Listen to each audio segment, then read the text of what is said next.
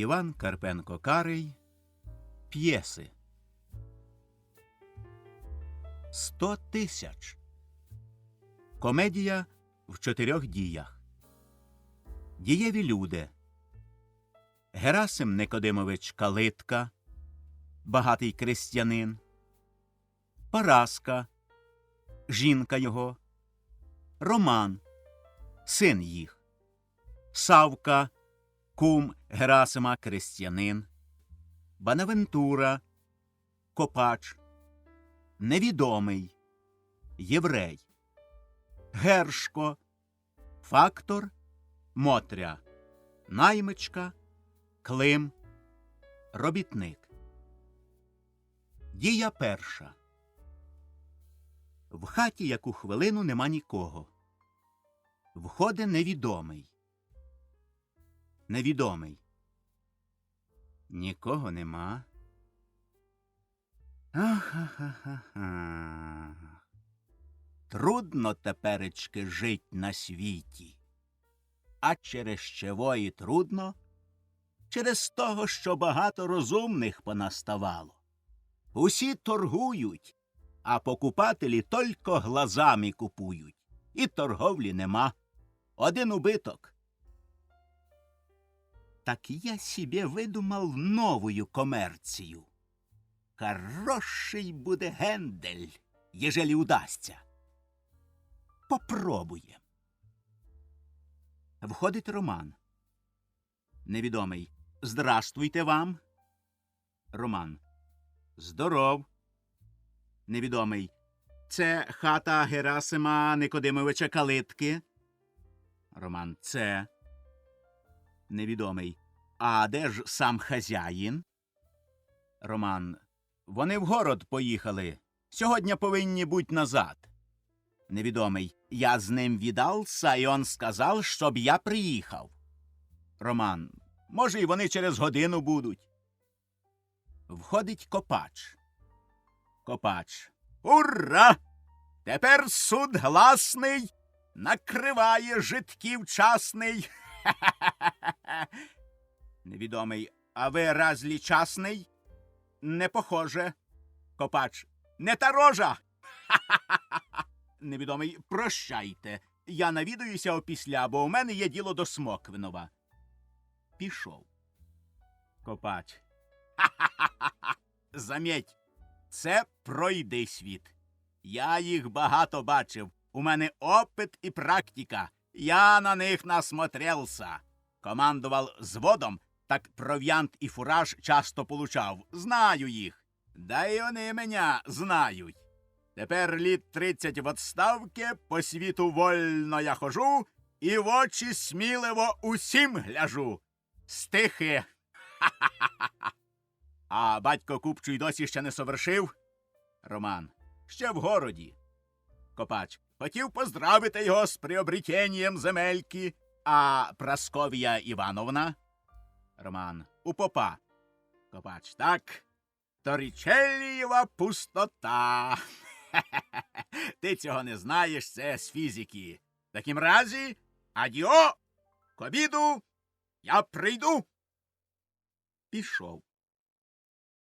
Роман. Наче і розумний, а дурний. 30 літ шукає кладів і голий став, як бубон, бо все на кладах, кажуть, прокопав. І все він зна, тільки нічого не робе. Іде до дверей і гука. Мотре, та йди бо сюди. Мотря за дверима. Чого там? Нема мені часу. Роман. Та нам, мабуть, не буде часу й умерти. Іди бо. Зашиєш мені сорочку, геть розпанахав рукав, а мати десь пішли. Хочеться мені з Мотрею побалакать, та нема за чим в хату йти, так я нарочне розірвав рукав. Входить Мотря. Заший. Показує. Мотря. Де це ти так розпанахав? Роман. Зачепився за вила. Мотря зашива, Роман її цілує. Мотря б'є його кулаком. А це що? А пруськи? Роман. Хіба не можна? Ми ж восени поженимось, чула? Що батько казав? Мотря, то тоді і цілуватись будемо, а тепер зась. Може, ще батько шуткував, а ти вже й губи розпустив. Роман, ні, це не шутки. І мати казала, і батько казав, що кращої невістки не треба. Мотря, уже зашила. Іди собі, бо я не маю часу теревені править. Та он вже батько приїхали. Роман, батько? Справді. Мотря вибіга. Входить Герасим. А ви чого тут збіглись? Роботи нема, чи що? Роман. Та я розірвав рукав. Мотря зашила. Герасим. А мати ж де? Роман. Пішли до попа. Герасим. Знайшла праздник. Іди ж до роботи, бо там роти пороззявляють та й стоятимуть. Нехай коней розпряжуть, а збрую зараз однеси в комору, щоб якої реміняки не порізали на батоги. Роман. Добре. Тут жит якийсь, питав вас, і копач. Вийшов. Герасим один. Жид – то діло, а копач – морока. Фух, слава Богу, справився з ділами. Совершив купчу, і земельки прибавилось. І бумага зелена, мов земля, укритая рясто. Ох, земелько, свята земелько, Божа ти дочечко, як радісно тебе загрібати докупи, в одні руки, приобрітав би тебе без ліку. Легко по своїй власній землі ходить. Глянеш оком навколо, все твоє. Там череда пасеться, там орють на пар, а тут зазеленіла вже пшениця і колосується жито. І все то гроші, гроші, гроші. Кусочками, шматочками купував, а вже й у мене набралося. Тепер маю 200 десятин, шматочок кругленький. Але що ж це за шматочок? Он в жолудя шматочок, так. Однієї шпанки ходить 12 тисяч. 4 чи 5 гуртів випасається скоту. Та що? Свиней одних, мабуть, з 1000, бо то ж зимою тільки біля свиней 6 чоловік день при дні працює. І яким побитом жолудь достав таку силу грошей? Не зрозумію. Я сам пам'ятаю, як жолудь купував баранців, сам їх різав, торгував м'ясом в різницях, а тепер багатир? Де ж воно набралося? Не іначе, як нечистим путем. Тут не доїдаєш, не допиваєш, день при дні працюєш, жінка з діжі рук не виймає і тільки всього ж навсього 200 десятин, а то ж, мабуть, і в 10 тисяч не вбереш. Не спиться мені, не їсться мені. Під боком живе панок Смоквинов. Мотається і туди, і сюди, заложив і перезаложив. Видко, що замотався. От-от продасть або й продадуть землю. Ай, кусочок же! 250 десятин. Земля не перепахана. Ставок рибний і поруч з моєю, межа з межою. Що ж, капіталу не хватає. Маю 5 тисяч, а ще треба небагато немало 15 тисяч. Де ти їх візьмеш? Прямо як іржа точить мене ця думка. Де їх взять? Де? Хіба послухать житка? Піти на отчай? Купить за 5 тисяч 100 тисяч фальшивих і розпускать їх помаленьку. То робітникам, то воли купувать на ярмарках. Мужик не дуже то шурупає в грошах. Йому, як розмальована бумажка, то й гроші. Страшно тільки, щоб не влопатись. Обіщав жид сьогодні привезти на показ. Може, це він уже й заходив? Цікаво дуже бачити, фальшиві гроші. Входить Савка. Савка. Здрастуйте, куме. Добре, що я вас дома застав. Герасим, а навіщо ж то я вам так пильно потрібен? Савка. Відгадайте. Шкода, не відгадаєте. Грошей. Позичте, куме. Карбованців 100 до Семена. Герасим. Я ж кажу, що так. Виходить, недовго думавши, давай. Хіба у мене банк, чи що? Савка. Та до кого ж ти вдаришся?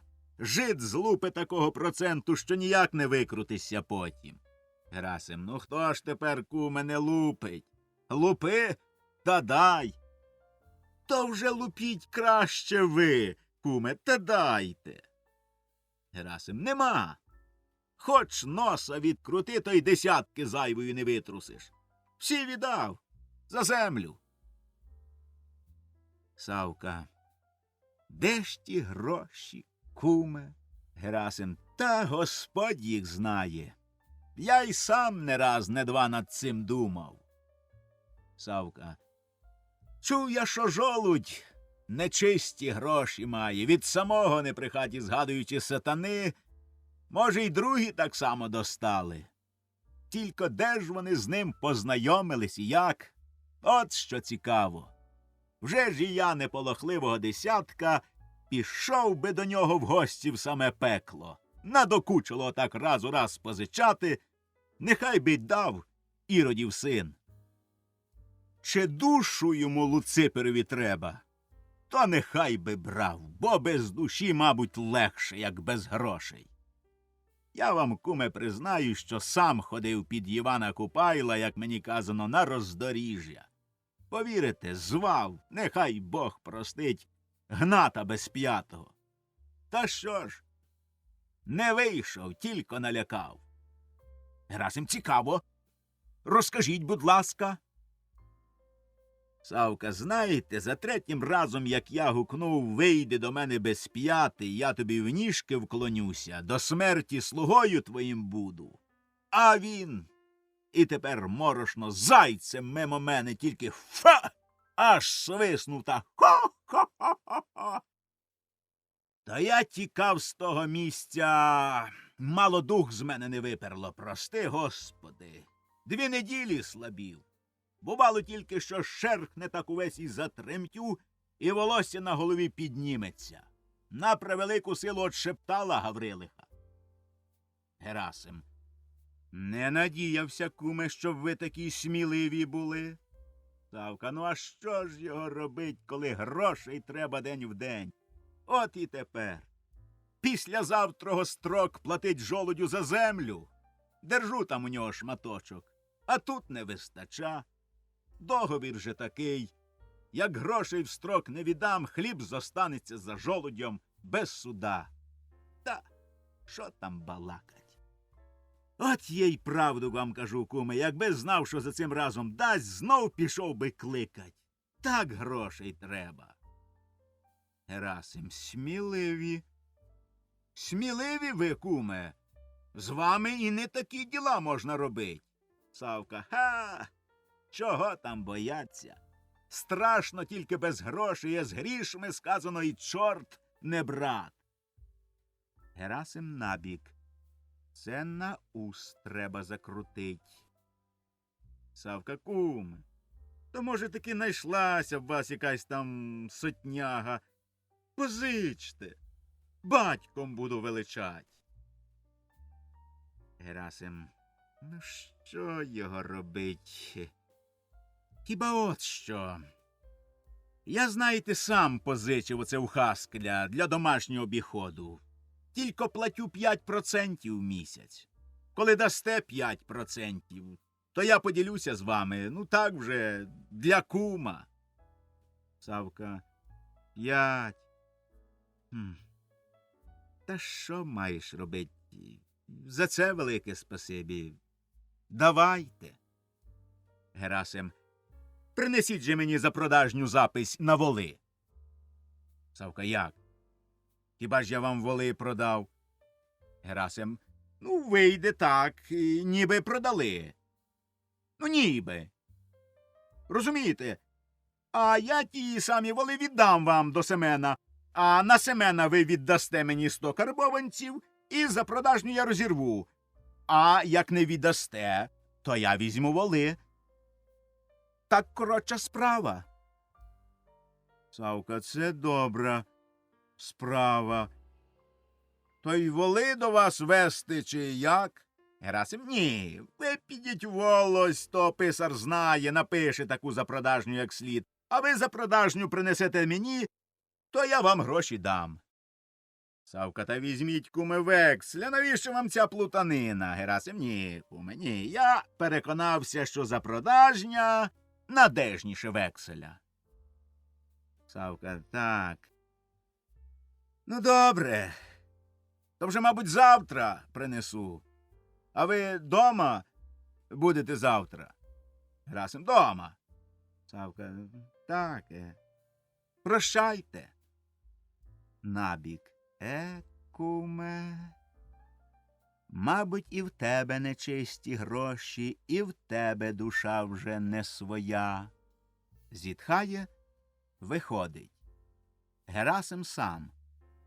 Одважний чоловік. До чорта ходив і на все піде за гроші. А я візьму з нього вексель. Найшов дурня. Продай воли, бери гроші. Не віддаси грошей, давай воли, бо то ж мої, я вже їх купив. Я вже не буду править грошей, а воли давай.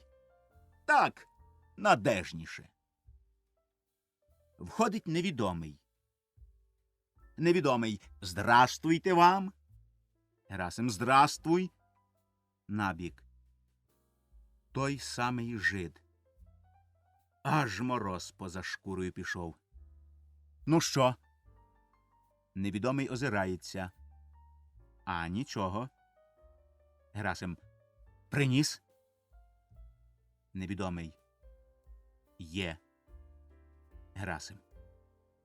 Показуй. Невідомий оглядається кругом, заглядав вікно, потім виймає гроші, все нові, несе до столу, розклада на столі. Невідомий. Теперечки пізнавайте, почтенний, де тут фальшиві, а де настоящі. Герасим довго розгляда, придивляється на світ. От так штука, от так штука. Не вгадаю. Не вгадаю. Невідомий знову зазирав вікно. І ніхто не вгадає. Я присягну на Біблію, що всякий прийме. Ето робота первий сорт. Ми не робимо такої дряні, як другі. Їх роблять у англичан, і англичанин їх возить. А я у нього агентом. Герасим. Ну й зроблені прямо настоящі, і не кажи, як 2 каплі води, всі однакові. Руб, 3, однаковісінькі. Покажи ж, будь ласка, котра фальшива? Невідомий. Оце одна. Руб, а це друга. 3. Герасим, оці? Оці? Та ти давай мені таких грошей, хоч лантух прийму. А як же ти їх розбираєш? Невідомий. Ми? Ето секрет. Нащо вам все знать? Товар нравиться, візьміть.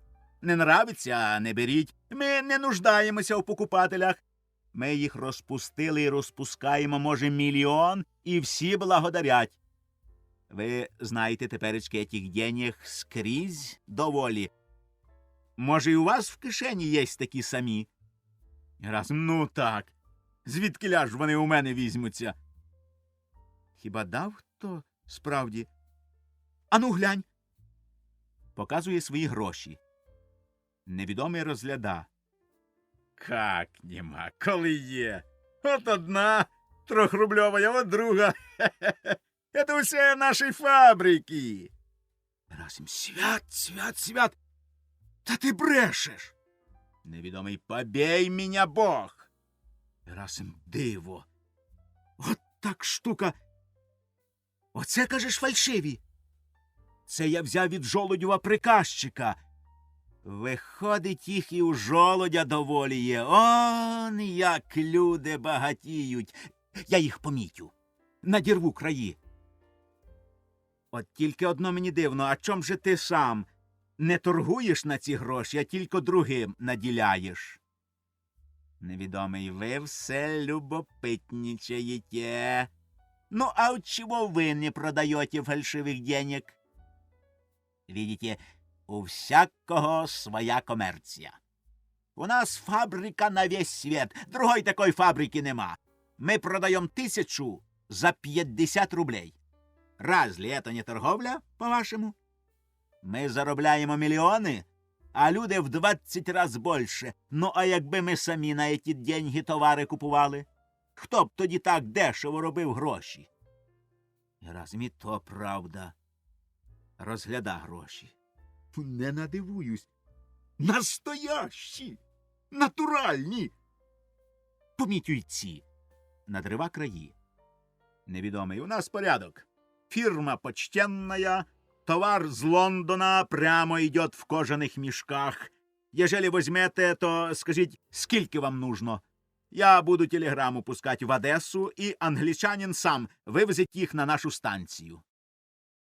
Герасим, розпалилась до них моя душа. 100 тисяч! Візьму. Невідомий, нехай вам Бог помагає. А коли вивезти? Герасим, сьогодні в нас субота. В понеділок можна? Невідомий, можна. Зачем не можна? Все можна.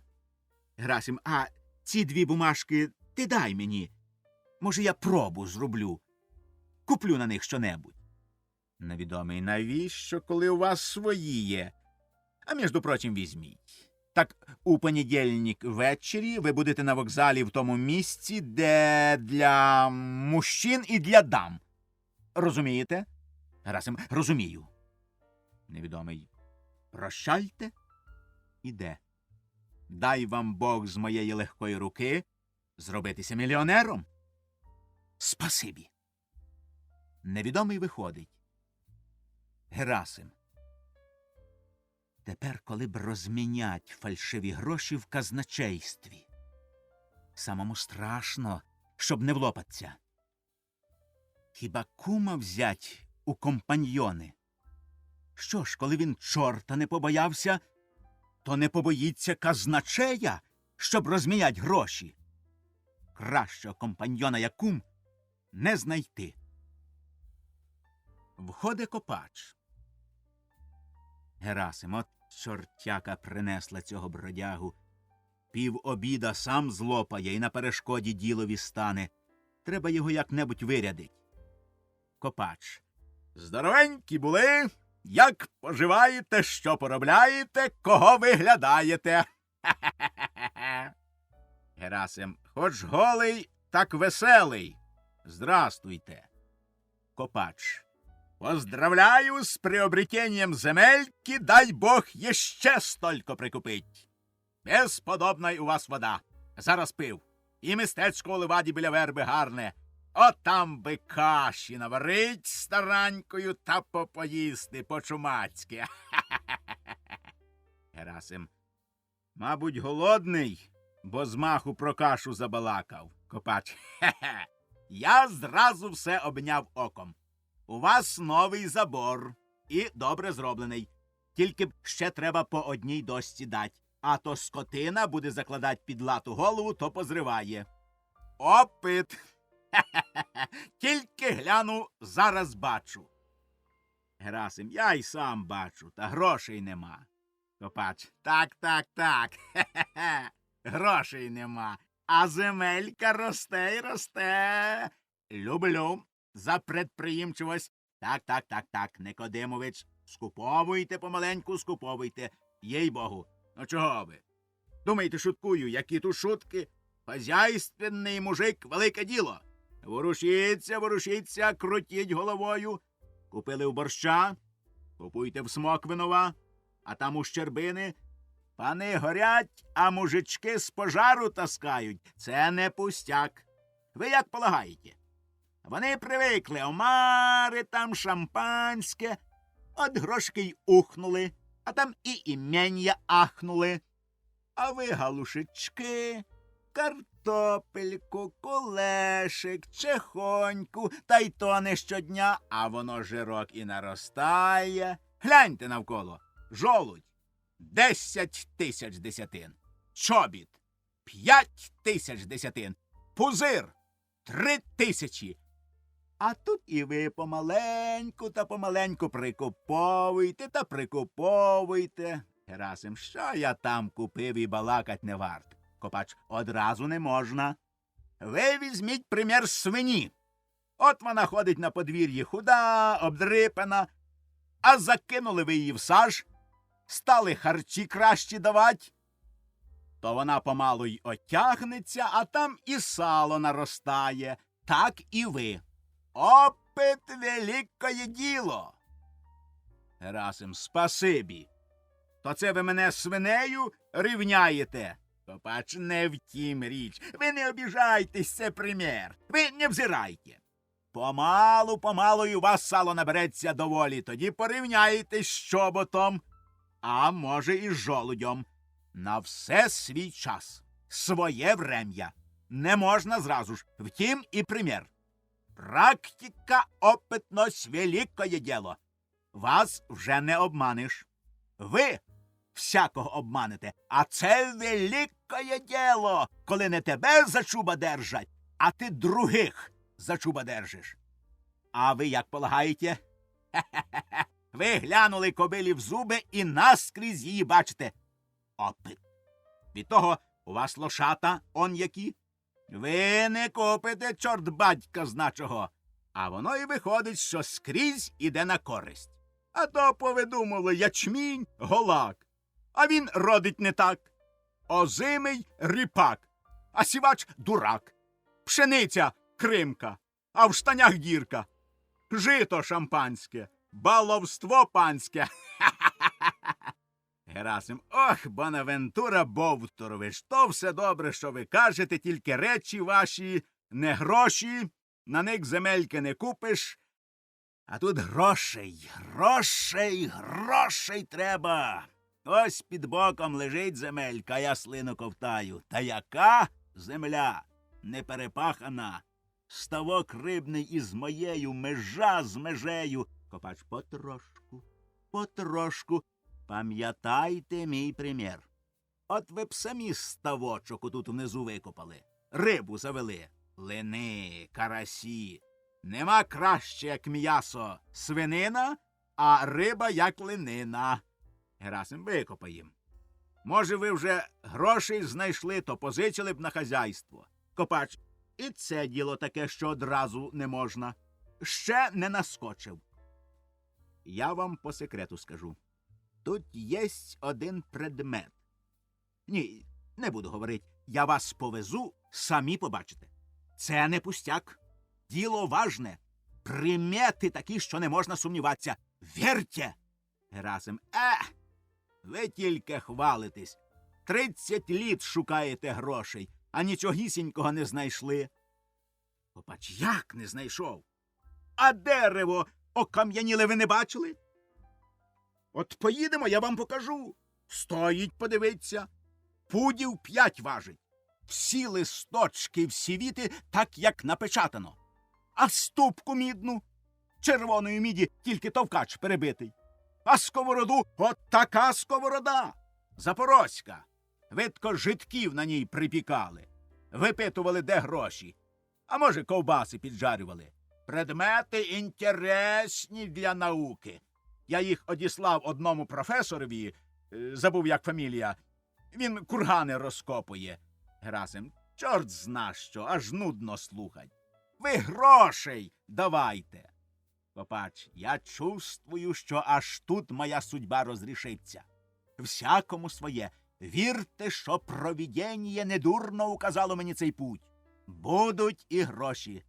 От тоді зашумить Бонавентура Копач. Герасим, а що б ви зробили, якби гроші викопали? Копач. Зараз би поїхав в Париж. Герасим. Чого? Щуп оцей показувати? Та ви ж і балакать по-їхньому не вмієте. Копач. О, я їм скажу, та ви все одно не зрозумієте. Герасим. Бачите, ви не вмієте, то вже й круть верть. Копач. Не вмію? Вівля Буланже, вівля Ельзас, а Бельман, оле куто ла фуршет, оле кошон ла пом де тер, вівля Патрі. А що? Герасим. Та хто його зна що? Чую тільки, що не по-нашому лопочете. Копач. Втім, сила. Ви собі думаєте, що це дурак, який ходить. Герасим. Та хто його знає? Копач. То бо є, а я мовчу і таки свого доб'юсь. А тоді будете руками об поле бить. Хе-хе-хе. Наука, Никодимович, наука. Можна пожаліть, що ви сина не вчили. А я б коло нього був позанявся, він би знав французького язика не хуже мене.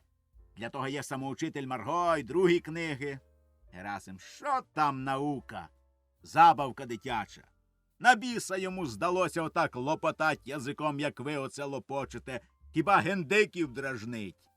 Я придивився, як тільки вчений, так і голодрабець. Ні землі, ні грошей, і таки дурень дурнем. Застав його коняку запрягать, той не запряже. Він зараз полізе по книжках та по тих рихметиках шукать, як це робиться. Копач. Практики нема. А от я запряжу вам в яку хочете збрую. Хоч в затяжний хомут, хоч в шори. Хе-хе-хе. А от ви в шори не запряжете. Герасим. Ну, що ні, то ні, я їх не бачив, які вони. Копач. О! Бачте, і тут наука. Ні, ви проти науки не йдіть. Без науки, без струменту, без опиту, куди не повернися, нічого не зробиш. От і в службі. Я був перший в цілій дивізії. Хто найкращий їздок? Копач. Хто хрунтовик? Копач. Хто службу знає, як своїх 5 пальців? Копач. Хе-хе-хе. Мамінькіні синки в картишки грають, на тройках роз'їжджають, а Копач в караулі за уставом сидить, всяку службу за них справляє. Від того не те що, а й сама норовиста коняка, коли на неї сідав Копач, чула, в шенкелях чула опит і науку, і як дитина покірно ходила перед фрунтом. Ні, ви, Никодимович, проти науки не йдіть. Герасим. Вчений, поки Бога змалює, то чорта з'їсть. Та все це чорт зна, що ми балакаємо. Краще ви скажіть мені, чи не знаєте багатої дівчини для мого романа. Ви по світу ходите, повинні знати, де є багаті дівчата. Бач, знаю. Як не знать? Знаю. От хоч би й у старшого пузиря 2 дочки на возрасті. Я у них, як дома. Герасим, а скільки пузир дасть приданого за дочкою грішми? Як думаєте? Копач. Не скажу. А тим часом спрос. Не біда? А знаєте що? А ви кажіть, що? А от що? Поїдемо ми завтра з Романом до пузирів. Так ніби поросят купувати. У них завод добрий. Там кабани прямо хоч лягай на спині. Круп отакий. Ребра круті, ніжки коротенькі. Як добре вгодуєш, пудів 8 сала. Вам таки треба парочку поросят таких купить. Свині, ґрунт в хазяйстві, і сало, і ковбаси, і окороки. Та й продать можна. Пузир продав 20 годованих кабанів і згріб 1000 карбованців. Герасим. 1000? Оце ґрунт, що гроші можна загрібать. А окороки то німецька вигадка. Копач. О, не кажіть. Якби оце окорок та горчиця та горілки чарку. Ах, як би ви смакували. Герасим. Ви таки, мабуть, любите по-панськи, хоч не їсти, то побалакать про смачну їжу. Копач, не в тім річ. Заговорили за дівчат, а звели на свиней. Що ви скажете на моє предложення їхать до Пузиря на оглядини? Герасим, а що ж, з Богом? Хіба коней наймать чи що? Копач, жаль тільки, що Роман французького язика не знає. А то б ми там з ним жуків пускали, жерготали б по-французькому. Це важний предмет. Герасим, та це чорт зна що. Ви вдаряйте на гроші. Гроші. Всьому голова. Входить Роман. Роман, здравствуйте вам ще раз. Копач, здоров, здоров, ле козак. Роман, ідіть, тату, обідать, ми вже пообідали. Копач, ходім. А то я нагадав окороки та так розтривожив апетита, що аж слина котиться. Герасим, ну, ходім, замість окорока борщу та каші попоїмо. А ти, сину, сходи до Московчука, нехай він тебе підстриже під польку. Роман, для чого? Герасим, тут таке діло, сину. Завтра неділя, то зберешся раненько, поїдеш з паном Копачем до Позирів. Запряжеш пару сірих жеребців нового фургона і сам одягнешся по празниковому. Роман, а чого я туди, тату, поїду?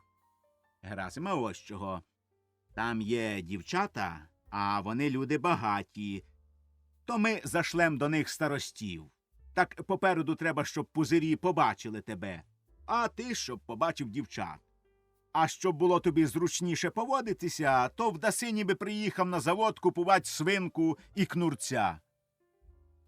Роман, та ви ж самі хотіли, щоб я женився на Мотрі.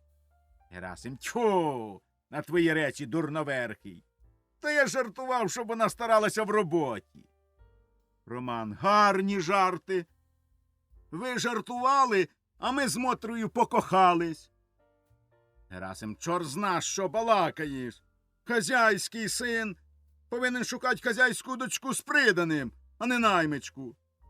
Роман, Мотря, така дівка. Герасим, Мотря не Пузирівна, а Пузирівна не Мотря. Роман, та нехай вона вам сказиться, та Пузирівна, я її не знаю. Герасим, ой, гляди.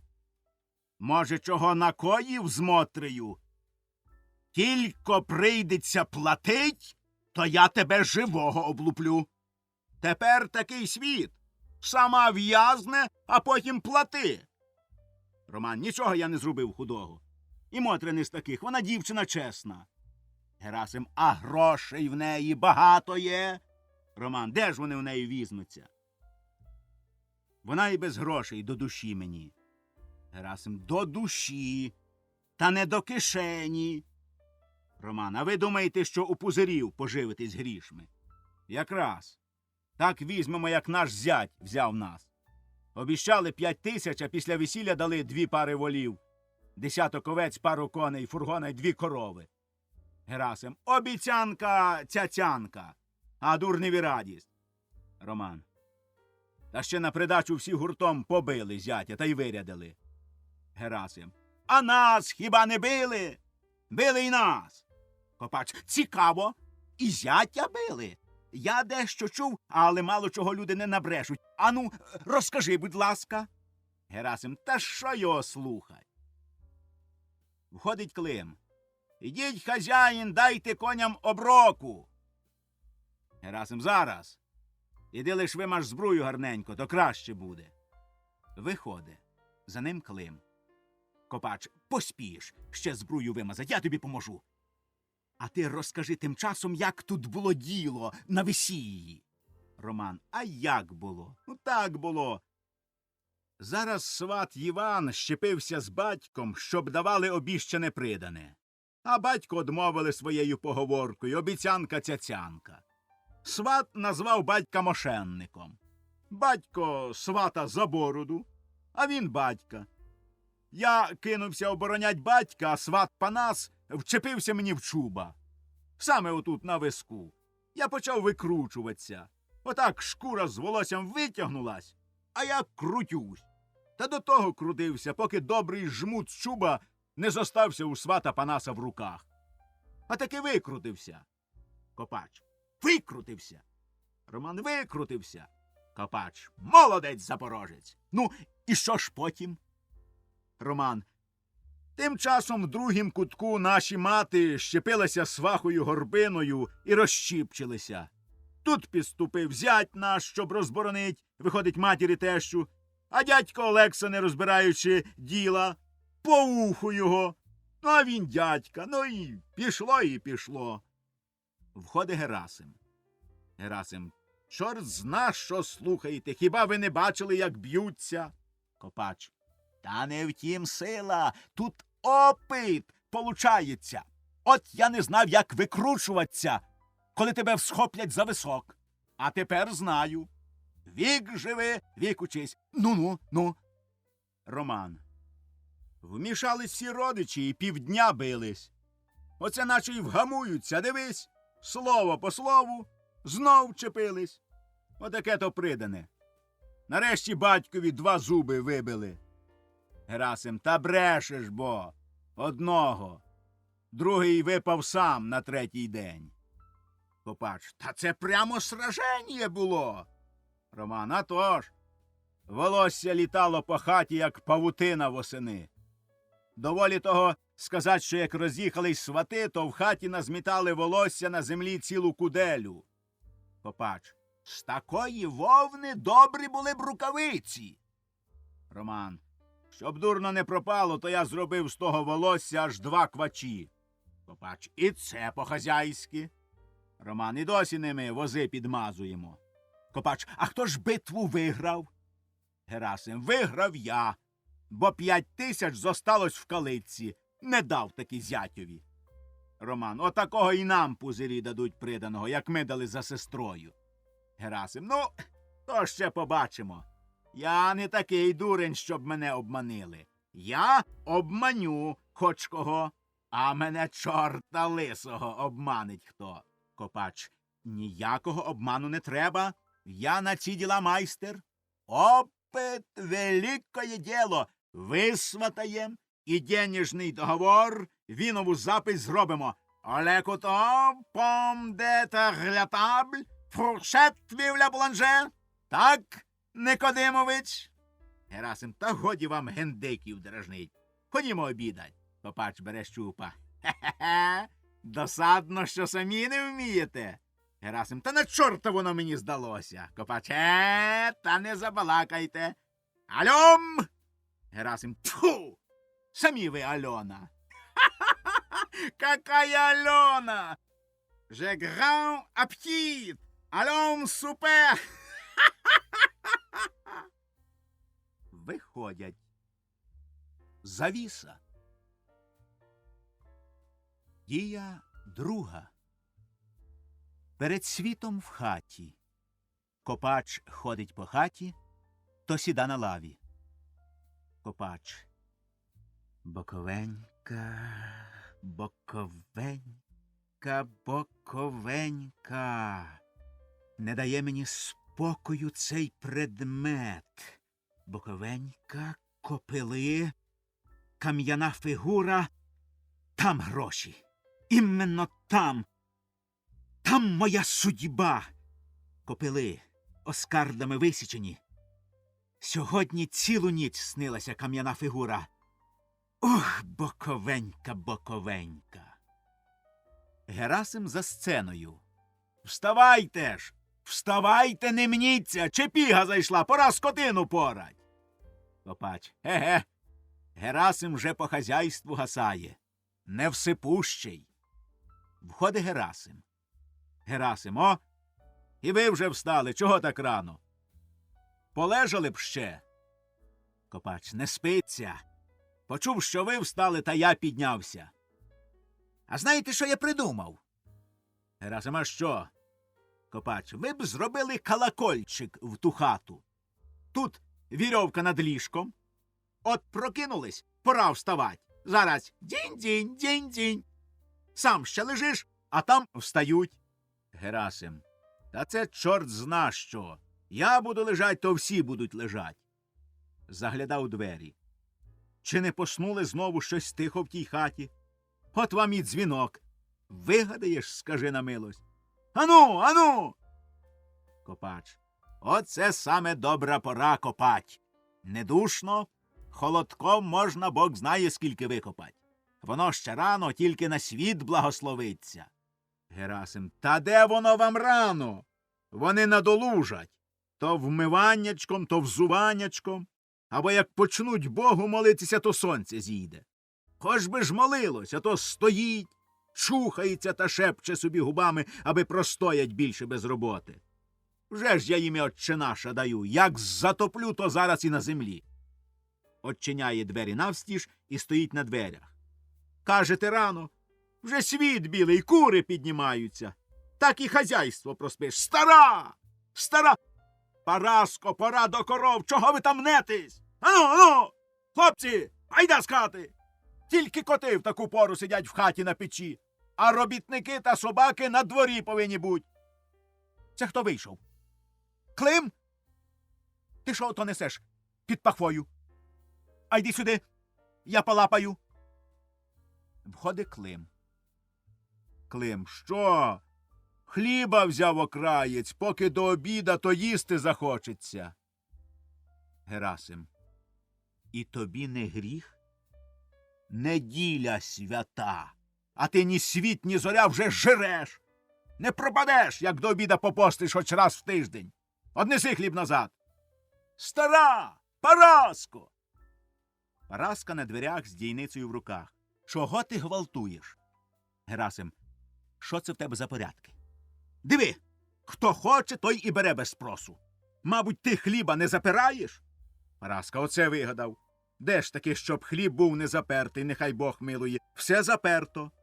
Герасим один візьме, другий візьме, так і хліба не настачиш. Де ти взяв хліб? Клим, та я ще вчора за вечерею заховав окраєць.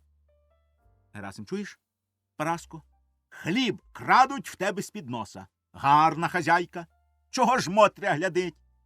Параска, ну а що ж я зроблю, коли вони хватають, як на Зарванській вулиці? Чи чуєш, Мотре, вже хліб крадуть. Скоро самим нічого буде їсти. Пішла. Герасим, це так. Це так. Однеси зараз назад. Гріх в неділю снідать. Клим, якби я спав у неділю, то й не снідав би, а то з цієї пори до обіда на ногах, не ївши охлянеш.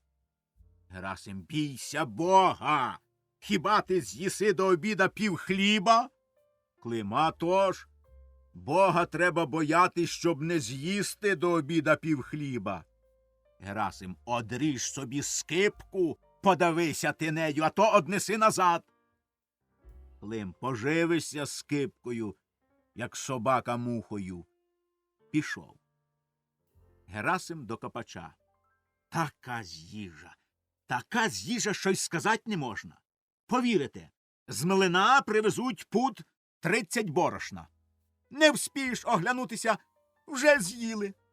Настане день, то роботи не бачиш, а тільки чуєш, як губами плямкають. Копач. Сарана. Герасим. Гірш. Повірте, що в них тільки й думка, як би до сніданку. А після сніданку все погляда на сонце, скоріше б обідать. Чи воно таке ненажерливе, чи Господь його знає, по обіді, сюди тень, туди тень, давай полуднувать. Та ще коли б хоч їли скоріше. А то жує, та жує, ну прямо душу з тебе вимотує, хліб з'їдає і час гаїть. Він собі чавкає, а сонце ж не стоїть, котиться на низ. А йому тільки того й треба, аби мерщій до вечора. Копач. Хе-хе-хе, ви опит великий в цім ділі маєте. Герасим, та ні, ви те візьміть. Ти міскуєш, ти крутиш головою, де того взять, де того, як обернуться, щоб земельки прикупить, та за думками і не їсться тобі, і не спиться тобі. Мене вже ці думки зовсім іссушили. До того додумаєшся, що іноді здається, наче тебе хто вхопив за ноги і крутить кругом себе. А вони до того байдужі, тільки й думають їсти і спать. і жируть, як з немочі, а сплять, як мертві. Параска на дверях з дійницею в руках. Чого ти гвалтуєш? Герасим. Що це в тебе за порядки? Диви, хто хоче, той і бере без спросу. Мабуть, ти хліба не запираєш? Параска оце вигадав. Де ж таки, щоб хліб був не запертий, нехай Бог милує. Все заперто. Герасим один візьме, другий візьме, так і хліба не настачиш. Де ти взяв хліб? Клим. Та я ще вчора за вечерею заховав окраєць. Герасим. Чуєш, Параско? Хліб крадуть в тебе з-під носа. Гарна хазяйка. Чого ж Мотря глядить? Параска. Ну, а що ж я зроблю, коли вони хватають, як на Зарванській вулиці?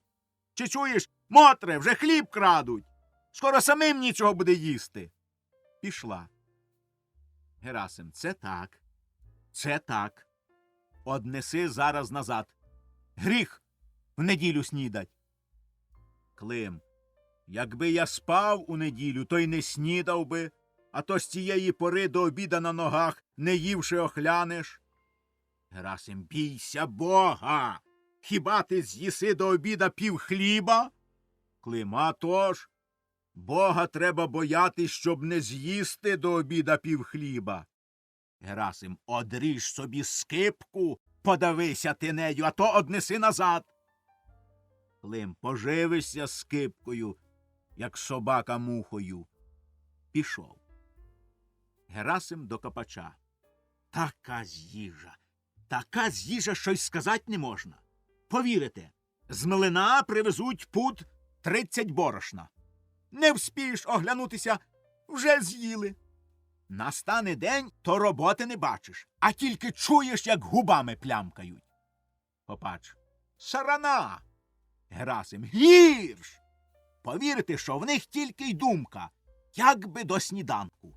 А після сніданку все погляда на сонце, скоріше б обідать.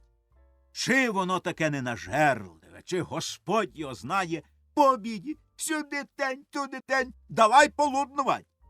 Та ще коли б хоч їли скоріше. А то жує, ну прямо душу з тебе вимотує, хліб з'їдає і час гаїть. Він собі чавкає, а сонце ж не стоїть, котиться на низ, а йому тільки того й треба, аби мерщій до вечора. Копач.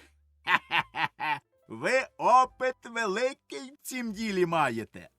Герасим. Та ні, ви те візьміть. Ти міскуєш, ти крутиш головою, де того взять, де того, як обернуться, щоб земельки прикупить, та за думками і не їсться тобі, і не спиться тобі. Мене вже ці думки зовсім іссушили. До того додумаєшся, що іноді здається, наче тебе хто вхопив за ноги і крутить кругом себе. А вони до того байдужі, тільки й думають їсти і спать. І жируть, як з немочі, а сплять, як мертві. Копач, зітхнувши. Щасливі люди. Я й сам від думок не сплю. Герасим. То ви хоч їсте добре. Вчора я придивився. Копач. Та ще до якого часу їм, а спати не можу. Засіли мені в голову два предмети. Один на Боковенці, другий... Герасим. Ха! На Боковенці. Чув. Копач. Невже? Від кого? Що чули? Герасим. Та чув, як ви сьогодні вночі бурмотали. Боковенька, скала якась, копили і ще щось, не розібрав. Копач. Та ну! Невже голосно так балакав? Герасим. Голосно, а потім як залопочете тим язиком, що то вчора лопотали. Копач. Пермете комамів ля патри. То мені снилося, що я вже викопав гроші і приїхав в Париж. Герасим. Вам і сниться, чорт зна що. Копач. Не дає мені спокою цей предмет. Тільки задрімаю, так зараз і ввижається скала на Боковенці. Ви не вірите, я знаю, а вникніть. Опит і практика. Гляну на примети і чує моя душа, чує, наче хто шепче. Тут є гроші, тут знайдеш. Якби знав, що вдержите язика, то открив би вам секрет. Герасим: та я й сам знаю. Копач: та ну, а що ж ви знаєте? Герасим: що це чорт зна що.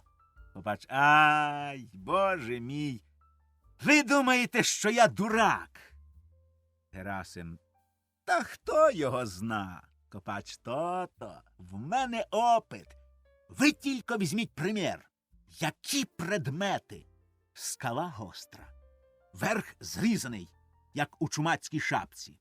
Балка так і балка так, клином сходяться до скали.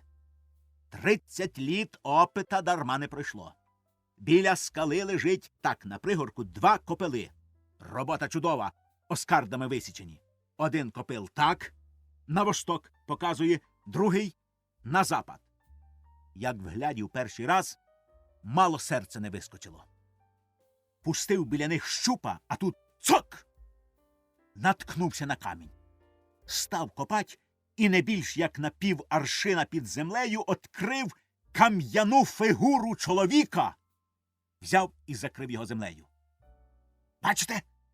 Чоловік, висічений теж оскардами. Що ви скажете?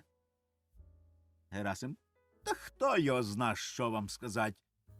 Це наче щось і справді похоже на діло. Копач: втім сила. От тільки гроші потрібні, щоб начать копать. Герасим: ну, а де ж саме треба копать? Копач: це задача. Чи на восток, чи на запад? Ще не знаю. Герасим: от тобі й маєш. Копач: ай, боже мій, треба вникнуть, обслідувати. Тут опит, я, кажеться, не дурак. Герасим: ай, хто його зна? Почнете копати і викопаєте сковороду або ступку. Копач: а як гроші? Вірте мені, що це не дурниця. Скала, балка так і балка так. 2 копили показують і фігура. Це моя судьба. Само провидіння указує путь. Входить Роман. Копач, зітхнувши: щасливі люди! Я й сам від думок не сплю. Герасим: то ви хоч їсте добре. Вчора я придивився. Копач: та ще до якого часу їм, а спати не можу. Засіли мені в голову 2 предмети. Один на Боковенці, другий... Герасим: га, на Боковенці, чув. Копач: невже? Від кого, що чули? Герасим: та чув, як ви сьогодні вночі бурмотали. Боковенька, скала якась, копили і ще щось, не розібрав. Копач: та ну, невже голосно так балакав? Герасим: голосно, а потім як залопочете тим язиком, що то вчора лопотали. Копач: пермете комамів ля патрі. То мені снилося, що я вже викопав гроші і приїхав у Париж. Герасим: вам і сниться чорт зна що. Копач: не дає мені спокою цей предмет. Тільки задрімаю, так зараз і ввижається скала на Боковенці. Ви не вірите, я знаю, а вникніть. Опит і практика.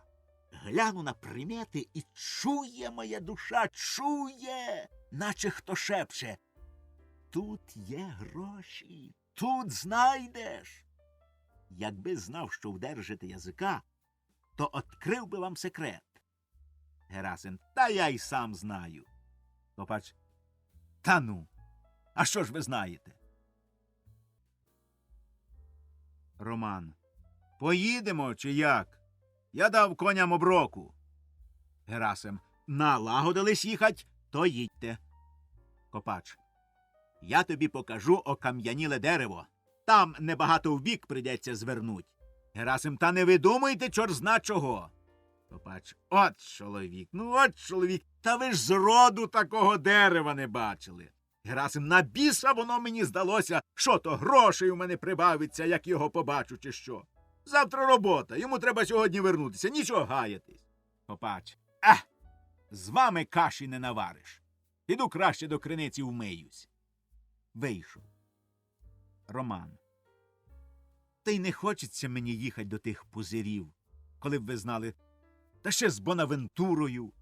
Герасим, не вигадуй, не вигадуй. Роман, та їй Богу, ну хоч би щупа цього не брав, покинув би його тут, бо хто побачить мене з ним, то засміють. Герасим, з посміху люди бувають, от як викопає гроші, тоді нехай сміються, а так-то. Іди, нехай при тобі підмазують фургона, запрягають та й з Богом. Роман пішов. Щось це кума і досі нема за грішми. Цілу ніч не спав, все міркував і таки став на одній думці. Побалакать з кумом, і коли згодиться, послать його в город розмінять гроші.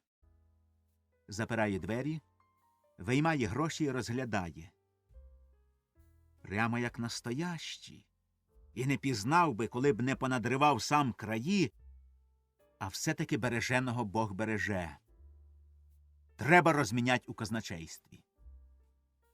Стук. Чи не кум? За дверима голос Параски. Та відчини бо! Жінка.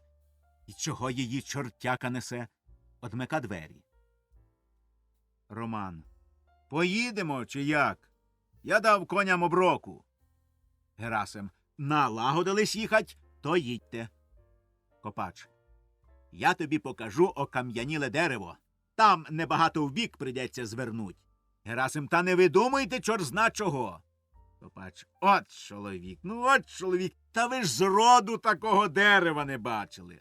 Герасим, на біса воно мені здалося, що то грошей у мене прибавиться, як його побачу, чи що. Завтра робота, йому треба сьогодні вернутися, нічого гаятись.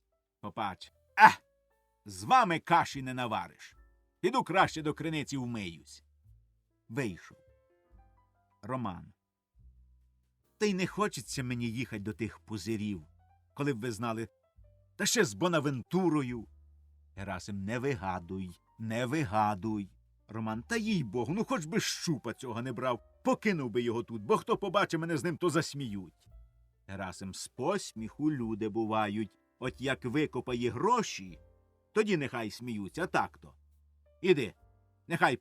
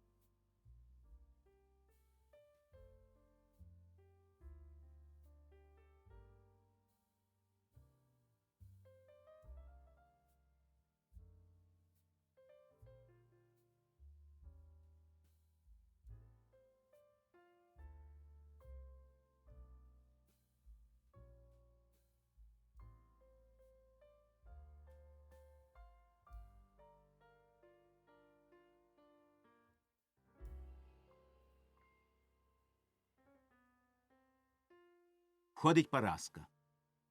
Що ти затіваєш, скажи на милость Божу.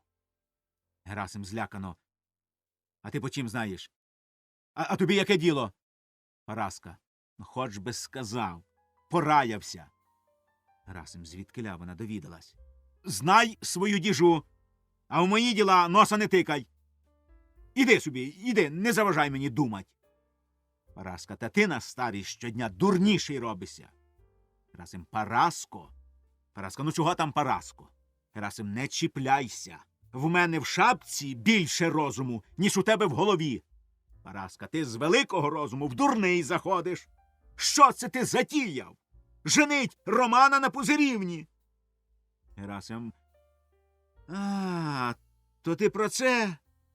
Набік думав, що довідалась за гроші, аж всередині похолонуло. Ну так що ж? А тобі яке діло? Параска, не хочу я нікого за невістку, опріч Мотрі. Сам сказав, що будеш її сватать. Діти полюбились. Я до неї привикла, вона до мене. Дівка красива, здорова, зна всі порядки. Коло птиці, коло свиней, коло корів. Одно слово хазяйка біля всього. В хаті, як у кімнаті. Я вже не здужаю. А проти неї, скільки їх у нас не було, ніхто хліба не спече, ніхто борщу не наваре, хоч і без олії іноді, а всі їдять, не нахваляться. Герасим, не треба мені ні доброго хліба, ні доброго борщу, бо чим краще спече, а смачніше зваре, тим більше робітники з'їдять. Мені треба невістку з приданим, з грішми. Параска, візьмеш в обидві жмені. Герасим, іди собі, не заважай мені думать. Параска, нехай же тільки Роман жениться на Позирівні, не буде їй про світлої години. Я її заїм. Герасим, про мене хоч цілком з начинням ковтни її. Мені аби гроші. Іди собі, Параско, від мене. Тут думок, як піску в морі, а ти чорт зна з чим причепилась. Параска, які там думки? Чом ти не пораєшся зо мною? Герасим, не з твоєю головою мене вчить, йди собі. Параска, тьфу, на твою дурну голову. Герасим, я тебе як плюну. Заміряється її вдарить. Входить Савка. Савка, здрастуйте, з неділею будьте здорові. Герасим, спасибі, будьте і ви здорові. Савка, а ви старою, як сизі голуби, і досі буркочете. Герасим, нема нікого, то ми собі вдвох.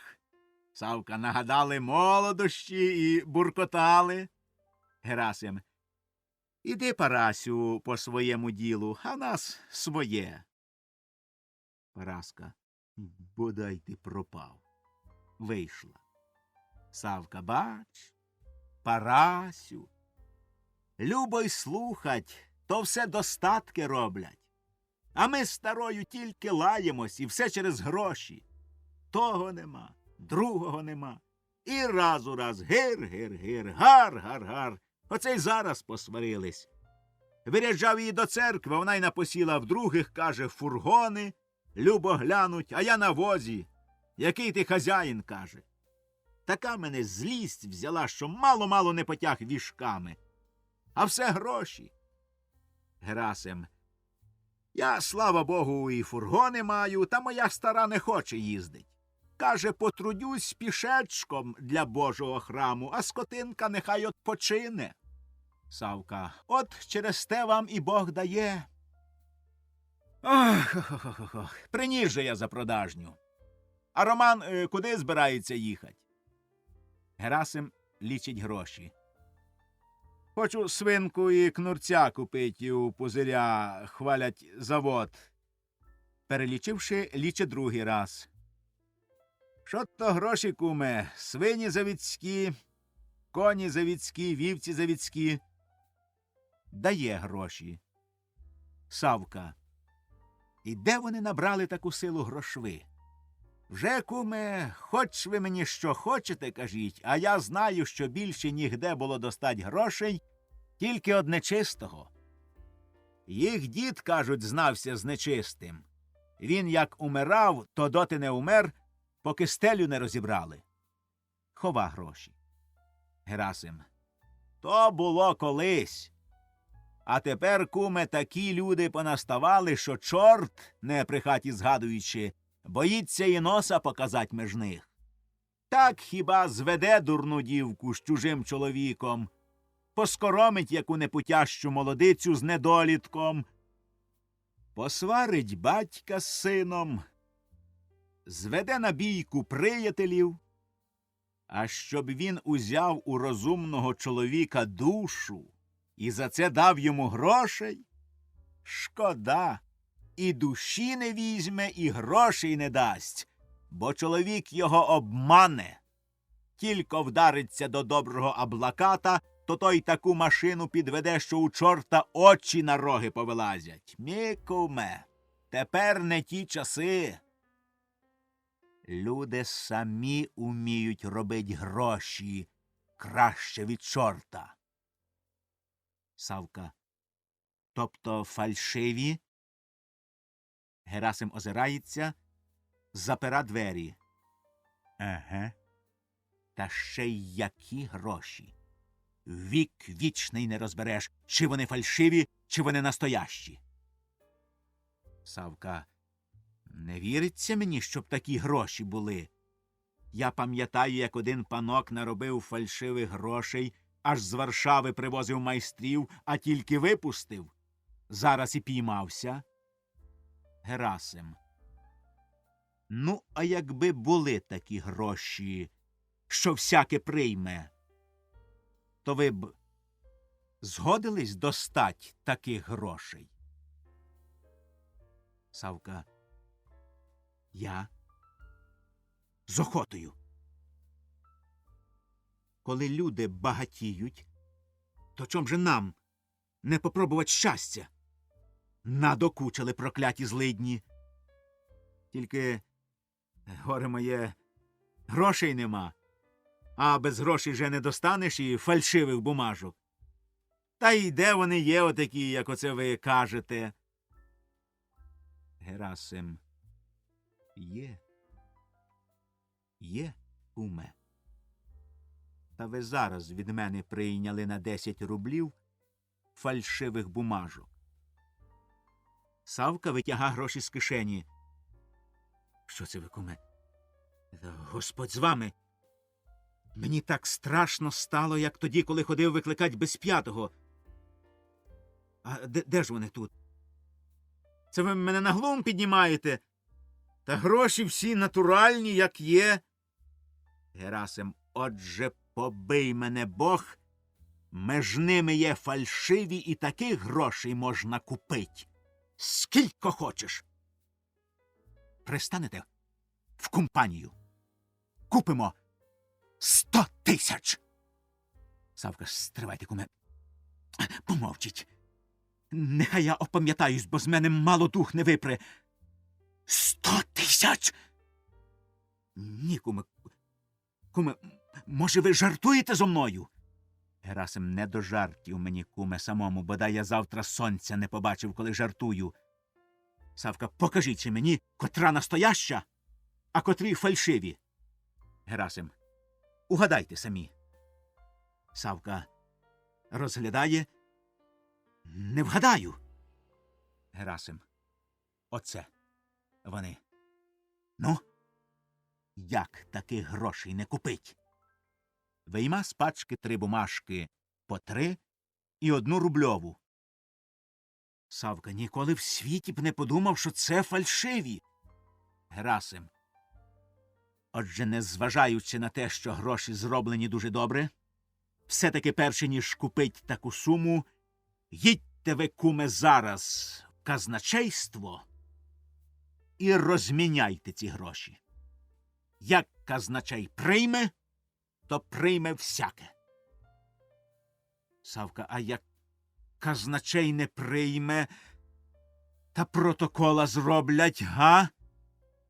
Герасим, куме, ви чорта не боялись, а протокола боїтесь. Савка, та то боє, що чорт не такий страшний, як його малюють, а протокол? Герасим, дурниця. Скажете, що ви продали незнакомому чоловікові воли, і між іншими грішми взяли й ці, а я посвідчу, що іменно так, то й край. Савка, добре. Їду. Тільки договір краще грошей. Скільки ви мені дасте, як купите? Герасим, а скільки хочете? Савка, скільки? Від кожної 1000, що купите мені, 100 карбованців. Герасим, багато буде. Я ж таки буду гроші свої кривні терять, а ви тільки поміч мені дасте. Візьміть 50 від 1000. Савка, ні. Куме, коли вже труситься, то хоч знать завіщо. Герасим. А! Нехай буде по-вашому. От тоді, куме, заживем. Га? Савка, заживем. Об землю Злидні! А розторгувавшись, ще прикупимо. А тим часом гаєтесь нічого. Давайте мені цих безбілетних окрімно, а замість їх дайте настоящих 10. Обмінюють гроші. Савка, може, і це такі... Герасим, ні. Більше 10 нема. Савка, прощайте. Зараз їду до жолудя, а звідтіля у город. Пішов. Герасим, нехай вам Бог помагає і щастить на добре діло. Якась полегкість на серці, іначе душа моя почуває вдачу. Коли б Господь поміг, тоді земелька Смоквинова наша. Входить Роман. Роман. Запрягають. Герасим. Наш тобі 25 карбованців на свиней, та хоче їхать. Тільки ти давай за поросят Пузиреві так, щоб він не продав. Дешево давай, на біса терять гроші. Женишся на Пузирівні, сам наплодиш завідських свиней. Виходить. Роман сам. Не хочеться мені суперечить батькові, бо він ще тоді гірше візьметься за це сватання. А тут ще з Мотрею біда. Здається, підслухала чи догадується, що я їду на оглядини. Сопе й сопе, з вечора й не вийшла. Я вже їй разів 3 підморгнув, а вона й не дивиться. Входить Мотря, перекидає одежу, шукає. Роман. От і добре. Тепер нікого нема, побалакаю. Чого ти шукаєш, Мотре? Мотря. Іди під 3 чорти. Роман. Гець напав. Мотря взяла рядно, іде. Гець. Роман стоїть на дверях. Скажи бо мені, на кого ти сердишся? На мене чи на себе? Мотря, на себе пусти. Роман, на себе. Завіщо? Мотря, за те, що дурна. Роман, я бачу, що дурна. Тільки від чого ж ти здуріла? Мотря, тікай з дверей, бо як стусану й ноги задереш. Роман, та ти божевільна. Мотря, сам ти божевільний. Що ти мені очі замазуєш? Я не сліпа і не глуха, чула, що їдеш на оглядини. Бач, як вирядився. Роман, тю! Та я їду свиней купувати, ну, а як за одним заходом подивлюся на свиней і на пузиревих дівчат. Мотря, дивись. Дивись, нехай хоч тобі й повилазить. Штовхай його від дверей і виходить. Роман. Оце дівка. І я ж, здається, не з послідніх, а мало не впав. Оце робітниця, оце жінка. Сама за косарем зв'яже. Та хоч би батько цапа скакав, а я таки женюсь на Мотрі. Входять Копач і Калитка. Копач. А садочок би отут вас гарний був. Низинка так і проситься, щоб засадить. Грушовку, слив'янку, вишнівку свою мали б. Ви достаньте дерева, а я вам пришлю садовника, він пустяк візьме. Побачите, який садок буде годів через 3-4. Герасим, я ж кажу, що так. У вас на все порада готова. Копач, а як ж? Опит – велике діло. Садок влітку, як кожух зимою. Як ви полагаєте, в саму спеку під яблунею полежать, а? А пасіка, бджоли гудуть, медом пахне, і господар старий тут походжає. Опит, зараз бачу, чого де треба. Герасим, ви все на витребеньках, на біса нам той садок. Нам земля потрібна, нема часу по садку ходить на проходку.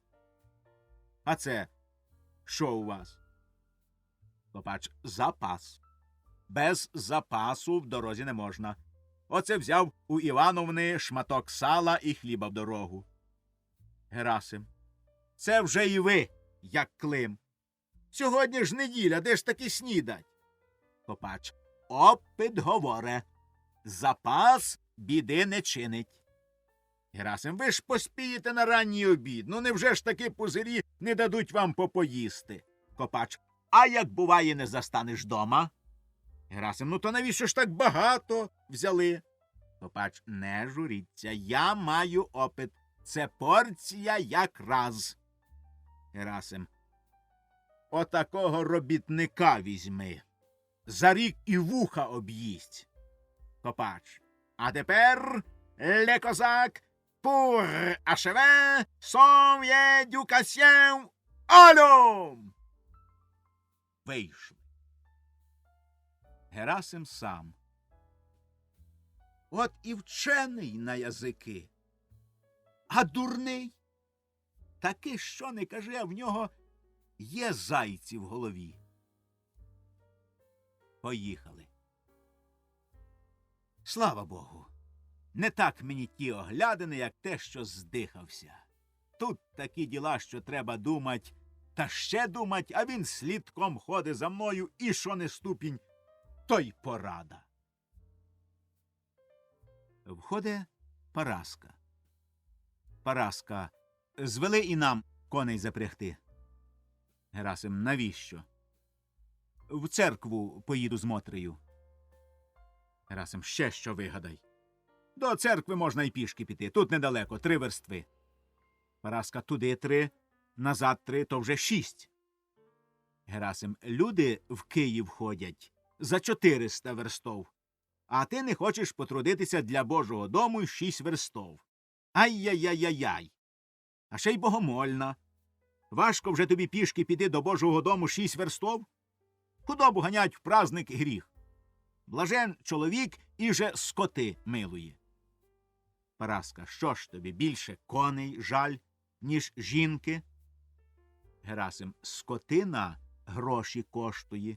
Вона цілий тиждень робить на нас, а в неділю, що мала б відпочить, гони в церкву.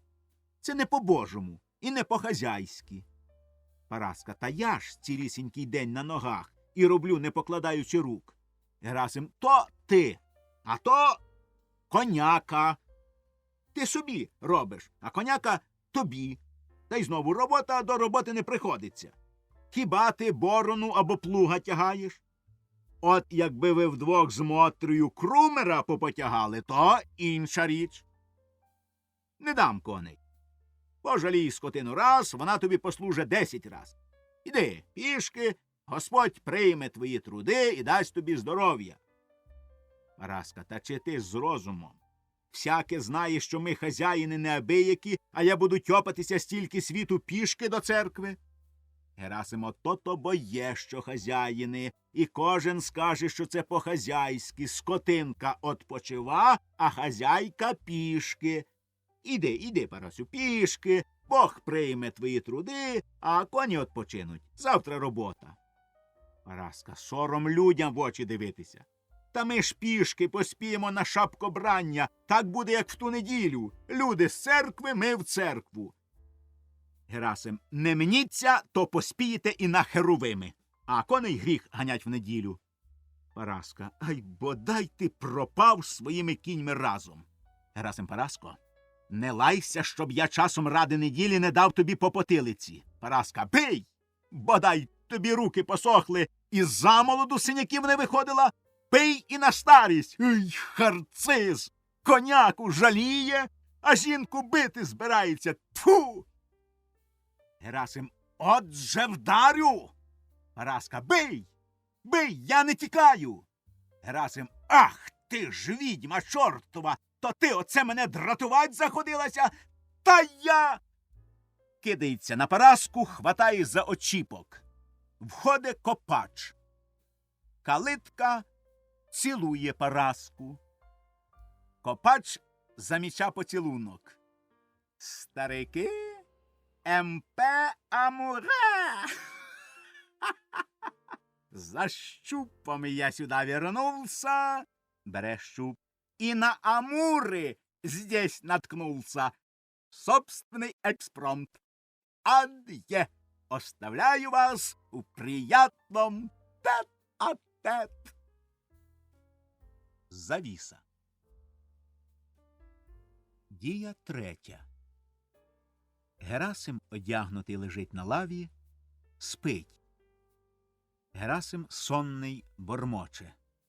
Став рибний, риба все ленина, лини карасі.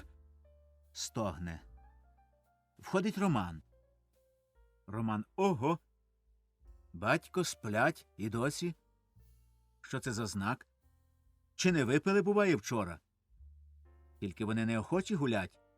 Хіба хто мого реча поставив, а на свої не будуть пить. Від своєї, кажуть, у грудях пухне. Навідаюсь потім. Вчора приїхав пізно і не бачився ще з батьком. Виходить. Герасим. Ава! Аж! Кром! Кром! Все моє! Моє! Не дам! Не дам! Не дам! Не дам! Ой! Господи, помилуй! Спав. Тьфу! Снилося, що кум гроші однімав. Аж впрів так боровся. Не давав. А робітники, мабуть, сплять. Біжить до дверей, одчиняє і кричить. Хлопці, вставайте! Чепіга зайшла. Входить Роман. Де там Чепіга? Вже сонце зійшло. Давно всі на роботі. Герасим, от диви. Як заснув. Побудив всіх, а сам тільки прикурнув. І до цієї пори проспав. А ти чого це дома? Роман, пістовба зламалась. Я заніс до коваля, поки зварить зайшов додому.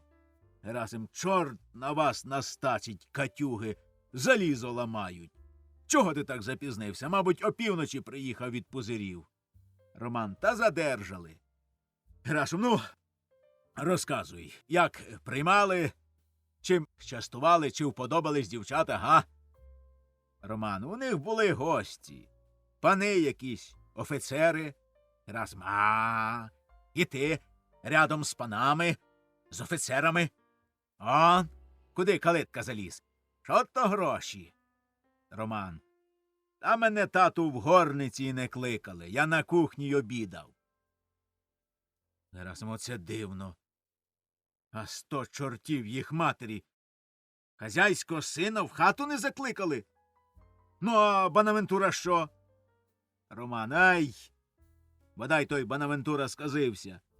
Тільки під'їхав під крильце, а він зараз скочив з фургона і почав кумедію приставлять. Вірші читає, по-турецькому чи що балака. Люди аж за животи беруться та регочуть, а він рад, що на посміх здався, та ще гірше. Тут вийшов пузир. Теж регоче, закликає його в хату. Бонавентура, показуючи на мене, каже, кличте ж і його, це Калитчин син, хазяїн гарний. А пузир отказує. Голяк масті, черва світить. Нехай, каже, розпряга коні та йде в застольну, там і пообідає, а в мене гості не такі, щоб рядом його посадить. Герасим. Ах, ти ж погань, мужва репана. Давно лизала панам руки, за верству шапку скидала, а тепер розжилася, компанію з панами водить і зараз морду пендючить перед своїм братом. Ах ти ж пузир з горохом! Та я, як позичав князеві гроші, то рядом сидів. Чого ти там зостався? Було б круть додому. Роман ждав Бонавентури, думав свиней купить. Свині завідські, остроухі, гарні свині я бачив.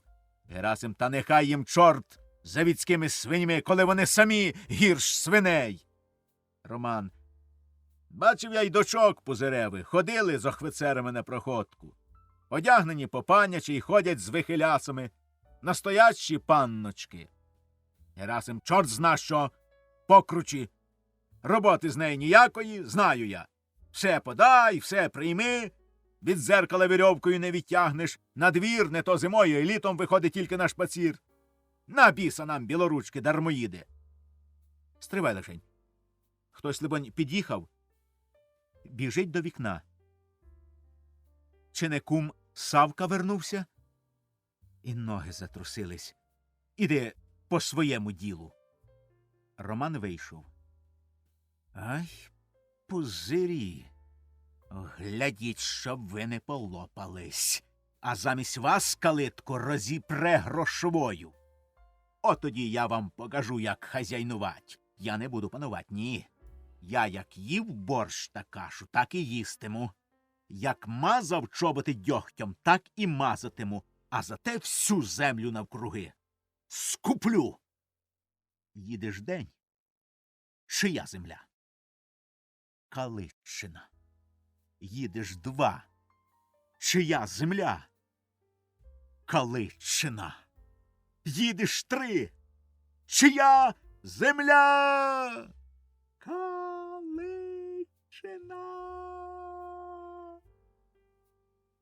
Дихання спирає, а скотини, а овець розведу, земля під товаром буде стогнать. От тоді і я скажу про пузиря. Голяк масті, черва світить. Входить Гершко, одягнений чисто по-городському. Гершко. Здрастуйте, Герасим Никодимович. Герасим. Знов жид. А ти звідкиля знаєш, що мене звуть Герасим, та ще й Никодимович? Гершко, хто ж не знає такого хазяїна? Всі знають. Герасим, невже всі? Набік. От тобі черва світить. До Гершка. А вас як звуть? Гершко. Григорій Мойсеєвич. Герасим. Ага. Сідайте, Григорій Мойсеєвич. Виходить, ви вихрест. Гершко. Боже меня сохрани. Настоящий єврей. Герасим. Григорій Мойсеєвич? А жид? Гершко. Это мода теперечки. Разве ви мене не узнали? Я тут недалечко до вас. Ми з папашою у Кукліновську землю держимо. То есть нам теперечки нельзя держать. То ми гендлі робимо. Формально суписов держить, а ми з папашею хазяйнуємо. Роздаєм землю мужикам. Ви ще у папаші пару лошадей купили на середопостя. Герасим. А, то це ти, Гершку? Диви, я одразу й не пізнав. Ти тоді на ярмарку був замурзаний, а тепер пузирем виглядаєш. Гершко, замурзаний? Ну зачем замурзаний? Разве можна так говорить?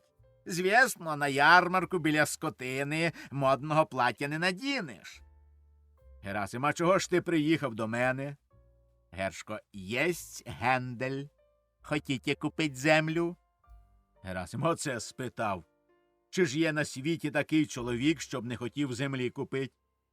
Тут під боком межа з межею Смоквинова земля. Не перепахана, ставок рибний, та в селени та карасі можна грошики лупить в городі. Гершко, ну і ви хочете покупать цю землю? Герасим, ох, хочу, голубчику, хочу. І вдень, і вночі тільки про це й думаю. Одна біда — грошей не вистача. Гершко, я можу вам помагать покупать землю Смоквинова. Герасим, як? Грошей даси.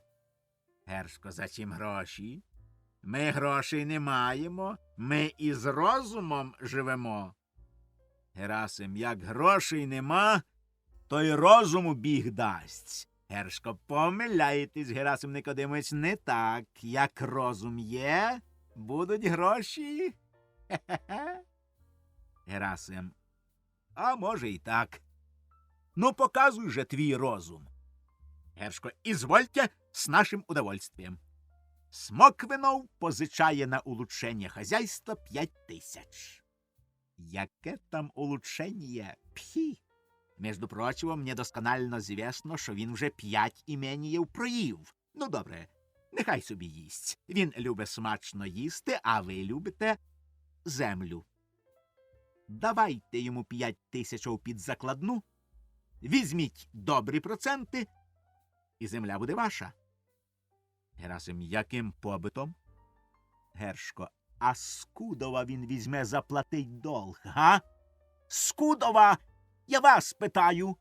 Земля заложена і перезаложена у банк. Прийде строк платить, її будуть продавати за аукціону. Тоді ви приймете на себе банк, і земля ваша. Герасим, це виходить, я йому не позичу, а дам завдаток на землю, ще й процент візьму. Гершко, зараз видко комерційську голову. З вами легко діло мать. Герасим про себе. Що ж його робить? Два діла збіглось докупи. Кума ще нема. Голова тріщить до Гершка. Треба подумать. Гершко, ви довго не думаєте, бо до Смоквинова вже приїздив фактор купувати землю. Но я його прогнав, бо без мене тут ні один єврей не має права гендлювати. Я фактор на цей куток, і Смоквинов до мене належить. А якби тот господин поворотився до мене, я б йому купив з одного слова, а теперечки на злість тому господину желаю вам устроїть діло. Герасим, добре робиш, спасибі тобі. А від кого ж то фактор приїздив до Смоквинова? Гершко, від денежного чоловіка, від жолудя. Герасим, від жолудя? Григорій Мойсеєвич, будь ласка, не допустіть жолудя. Ідіть зараз до Смоквинова, обнадежте його, що я дам грошей під закладну і процент візьму невеликий. Тільки треба день-другий підождать, поки я обернуся своїми ділами. Гершко, можна? А скільки ви мені дасте факторського? Герасим, а скільки ж ви хочете, Григорій Мойсеєвич? Гершко, дасте 50 карбованців тепер, а як поладнається діло, то ще 50. Герасим, помилуйте, Господь з вами, ну Бога бійтесь. Де ж таки 100 карбованців за такий пустяк? Ну, візьміть тепер 10 карбованців, а як діло скінчиться, тоді ще 25. Гершко, мне это даже странно, как честный человек. За кого вы меня принимаете? Разве я какой пархач? Я человек русский. У меня душа нараспашку. Герасим, ну невже ж мало, завіщо ж більше? Гершко, за такое діло 35 рублів? Та я тільки слово скажу жолудю, то он дасть мені 150 рублей, бо його земля підходить тож до Смоквинова. Йому до зарізу ета земля нужна. На його землі вода далеко аж у головах, а тут став. Можна купать овець, можна... Та мало чого не можна. Жолудь аж труситься за тою землею. Герасим, ви хочете мене живцем облупить. І не гріх вам, Григорій Мойсеєвич. Я з вашим батьком давній приятель, і коней у нього купував. Гершко, наш заробіток у год раз. Треба пользуватися. Встає. Не дасте ви, дасть жолудь. Разве мне не все равно, аби гроші? Герасим. Аби гроші. Правда. Візьміть же тепер 25. А решту як діло скінчиться, бо їй нема при собі. Ну хоч гарячим залізом печіть. Ну не можу зараз більше дати. Гершко, ну, край. Давайте гроші.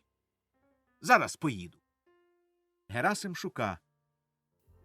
От так. От тільки 20 і знайшов. Зділайте милость, візьміть 20. А решту потім за мною не пропаде. Гершко, ну що робить? Нічого з вами робить. Ну давайте. Бере гроші. Теперечки поїду прямо до Смоквинова. Ну, прощай. Так через день-два. Герасим. Найбільше, як через 3. Жид вийшов. Герасим сам. От збіглися діла докупи. Упустить землю Смоквинова та ще у такі лапи, як у жолодя, гріх смертельний. Все одно, що посиротить свою землю на віки вічні, бо від жолудя вже не поживишся. А тут знову, як його упустить случай, дать 5, а взять 100 тисяч. Серце перестає битися, як подумаю, за 5 100 тисяч, господи! Коли б тільки кум благополучно розміняв, а я тоді й Гершка обманю, на біса мені його факторство здалося. Сам куплю Смоквиного землю, аби тільки гроші. А кума нема, ай, господи, чого він бариться. Ну що як кума арештували? От тобі 100 тисяч. Входить Савка.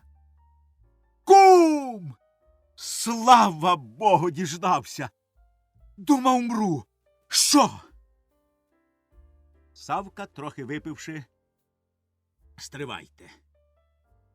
Виймає з-за пазухи пляшку з горілкою, другу з ромом, булку, рибу і кладе на стіл. Савка, ідіть сюди, куме. Герасим підходить. Савка обнімає його і цілує. А поцілувавши, держить за шию і дивиться йому в вічі. Герасим. Не мучте, куме, кажіть. Савка. Годяться, куме. Випускає шию Герасимову з рук. Герасим. Годяться. Обніма Савку так само, як його обнімав Савка, і, держачи за шию, балака крізь сльози. Куме, соколе мій, куме, вашими устами Бог говорить. Цілує його. Я кращого слова від роду не чув. Як пташка защебетала перший раз весною, так радісно зробилося на серці від цього слова. Скажіть ще раз це слово. Скажіть, куме. Савка.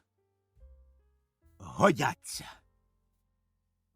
Герасим цілує його, говорить крізь сльози.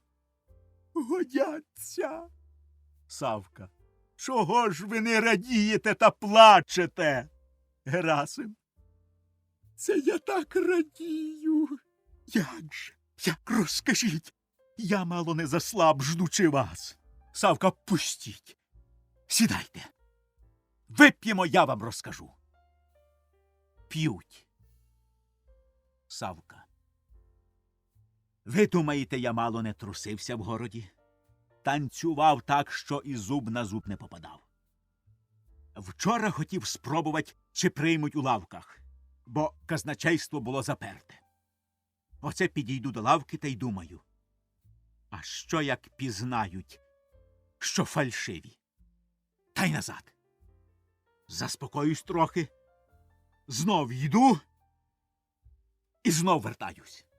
Нема смілости. Зайшов у трактир до Кукленчихи, випив 1 восьмушку, випив 2, попоїв добре холодцю, і сміливость найшла на мене. Вийняв фальшиву бумажку, даю Кукленчисі, а в самого серце затьопалося, і волосся, чую, піднімається на голові. То вже я й не знаю, як я здачу взяв. А як вийшов на вулицю, то вже й землі під собою не чув. Мерщій до лошкаря, купив пачку канату, даю знов бумажку. Глянув на неї приказчик, прищурив око. В мене в душі захолонуло, а далі поклав в ящик, а мені дав здачу. Тоді я в казначейство, купив гербову марку присяжного, прийняв і присяжний, і дав здачі. Герасим. Дав. Налива горілку й п'є. Савка. На другий день біжу в казначейство. Рано. Сидів довго і знов почав тривожитися. Кругом люди щось балакають, не розберу. Пропасниця мене б'є. Аж прийшов казначей. Я весь затрусився. Йти? Чи не йти? Зціпив зуби, підійшов до віконця. Казать чи не казать, думаю. А тут казначей тобі чого питає. А воно, не знаю як, само зірвалося з язика. Розміняйте гроші. Давай, каже, чого стоїш. Я дав, а в самого думка. Тікать чи ждать? І стою, як окам'янів. Коли це мене штовхають, чи ти, земляк, заснув, чи що, тобі казначей дають гроші, ти, мов, не бачиш, не чуєш. Я тоді очумався, дивлюся. Срібні гроші дає мені в пачці. Я взяв і одійшов від того вікна, як п'яний хитаюсь. Помалу виліз на двір, аж тут разом наче проснувся і все зрозумів. Тут радість мене напосіла така, що й сказать не можу. Йду і всім усміхаюсь. А якийсь пан питає, чого смієшся? Раденький, що дурненький. А я кажу, ходім, пане, вип'ємо, я вас почастую. Пошов вон, каже, дурак. Кажу, може й так, та гроші є. Зайшов в трактир, випив трохи, купив пляшку рому й пляшку горілки, та й додому. Їхав прудко, всіх попереджав. Тим часом Герасим випив і налив чарку. А, куме, пиймо, це на ті гроші куплено. Герасим цілує. Сьогодні ввечері в нас буде 100 тисяч, Савка. А у мене тільки 10. Герасим. Куме, я подарую вам ті 100 рублів. Виймає за продажню і рве. От вам за продажня. Погуляймо ж трохи, а ввечері, куме, як смеркне, на вокзал. А знаєте, треба щось видумать, яку-небудь причину нашій гульні, щоб не догадались, бува. Я ніколи не гуляю, щоб не було підозріння. А от що. Засватаю я Романа на Мотрі. От і буде причина нашій гульні. Параско! Мотря, Роман! А йдіть сюди! Входить Мотря, Параска й Роман. Герасим. Випий, стара. Параска, що це з ним? П'є. Будьте здорові. Герасим. Обідив пузир Романа, не закликав в хату, так я женю Романа на Мотрі. Мотре, підеш за Романа? Мотря. А то ж? Герасим. Стара, що ти скажеш? Параска, я рада, що ти мене послухав такої невістки пошукать. Герасим, а ти, Романе? Роман, спасибі вам, тату, що ви уважили мою просьбу. Герасим, а ви, куме? Савка, я? Співає. Ой, куме, куме, добра горілка, вип'ємо, куме, ще й з понеділка. Герасим, підтягуйте. Савка, складемось, куме, грошей по 40, вип'ємо, куме, ще й у вівторок. Герасим частує. Добра горілка краще від меду, випиймо, куме, ще й у середу. Продаймо, куме, миски та ложки, вип'ємо, куме, ще й в четвер трошки. Продаймо, куме, рябу телицю, випиймо, куме, ще й у п'ятницю. Покиньмо, куме, всяку роботу, вип'ємо, куме, ще й у суботу. покиньмо, куме, всяке діло, вип'ємо, куме, ще й у неділю. От понеділка до понеділка вип'ємо, куме. Добра горілка, гуляй, душа, без кунтуша. Завіса. Дія 4. Роман 1. Батько кудись поїхали з кумом, мати пішли до сусіди, а я оце випровадив робітників пасти воли і забіг на часинку, щоб на самоті пожартувати з Мотрею. А її нема, певно, на огороді або з матір'ю пішла. Ну вже це хазяйство допіка, нема тобі просвітлої години, раз у раз, як у горшку кипить. От любимось з Мотрею, а через хазяйство нема часу і побалакать, поспівать любенько в купці. Тепер ми вже й заручені, а волі нема. Де ж вона? Дать би їй звістку, що я тут, а то мати надійдуть, то замір так і пропаде. Не поженихаємося і сьогодні. Співає. Поламалась поличка у плузі, та чогось моє серденько в тузі. Співаючи, виходить в сіни і співа дужче. А чи мені поличку латати, а чи до дівчини на всю ніч чухрати? Вертається хутко в хату і присіда за дверима. Іде. В хаті темно, схватю, обніму і поцілую. Що вона скаже? Входить Гершко.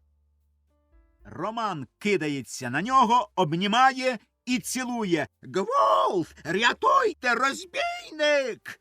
Роман випускає Гершка. «Тю, бий його, сила Божа! Жида поцілував замість Мотрі!» Гершко одмахується шапкою. «Не подходи! Уб'ю! Гвалт! Рятуйте!» Роман. «Та цийте, ради Бога, який тут розбійник! Це я, хазяйський син!» Гершко. «Не подходи! У меня револьвер! Вот слышишь, звел курок! Буду стрелять!» Ходить Мотря свічкою. Мотря. «Що тут за гвалт?» Гершко. «Хотів мене задавить! У меня 500 рублей чужих денег! Протестуюсь!» Роман. «Та чи ви не сказились, господин єврей? Чи з переляку не знаєте, що язик плеще? Я... Чорт його знає, що йому сказати.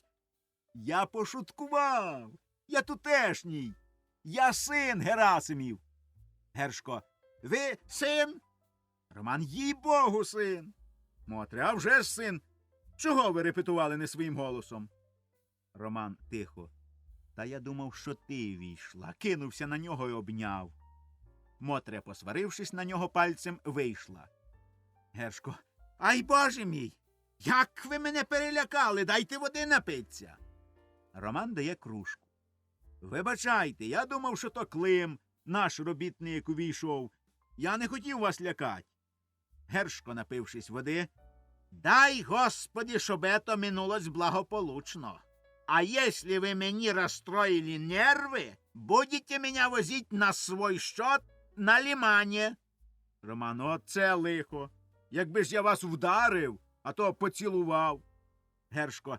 «Я думав, що ви мене кусаєте і хотите мені перекусувати горло». «Ах, де отець?» Роман. «Поїхали кудись». Гершко. «Це погане діло».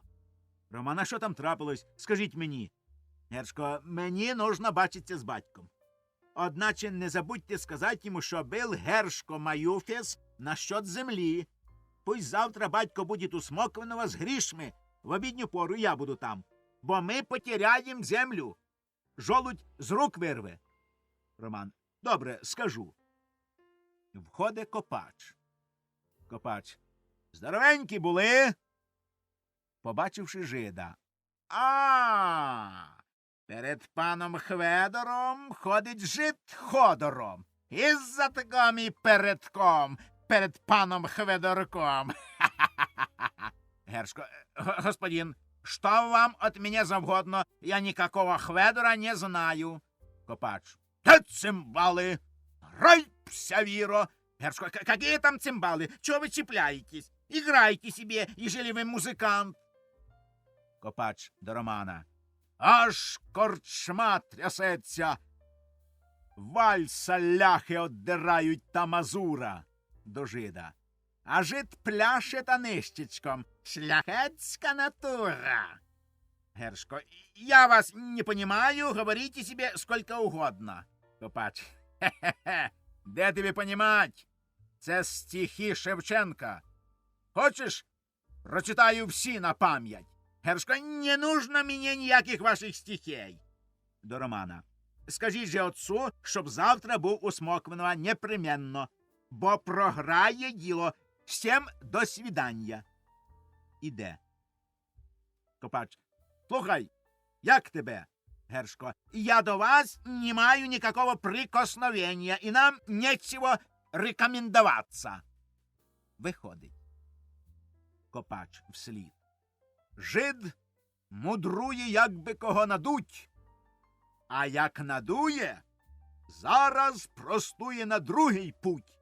Тим він живе, тим він і дише, що повсякчас векселя пише. Чув? Це мої стихи. У мене, брат, цього матеріалу на воза не забереш. 30 літ між людьми живу, знаю, хто чим дише. Опит – великое діло. От засяду зимою, напишу комедію малоросійську. Еней був парубок моторний, і хлопець хоч куди козак. Чув? Тепер всі пишуть. Крадуть у других і видають за своє. А як я напишу, то буде сама правда. Потому бачу все, як на долоні. От тільки немає часу тепер.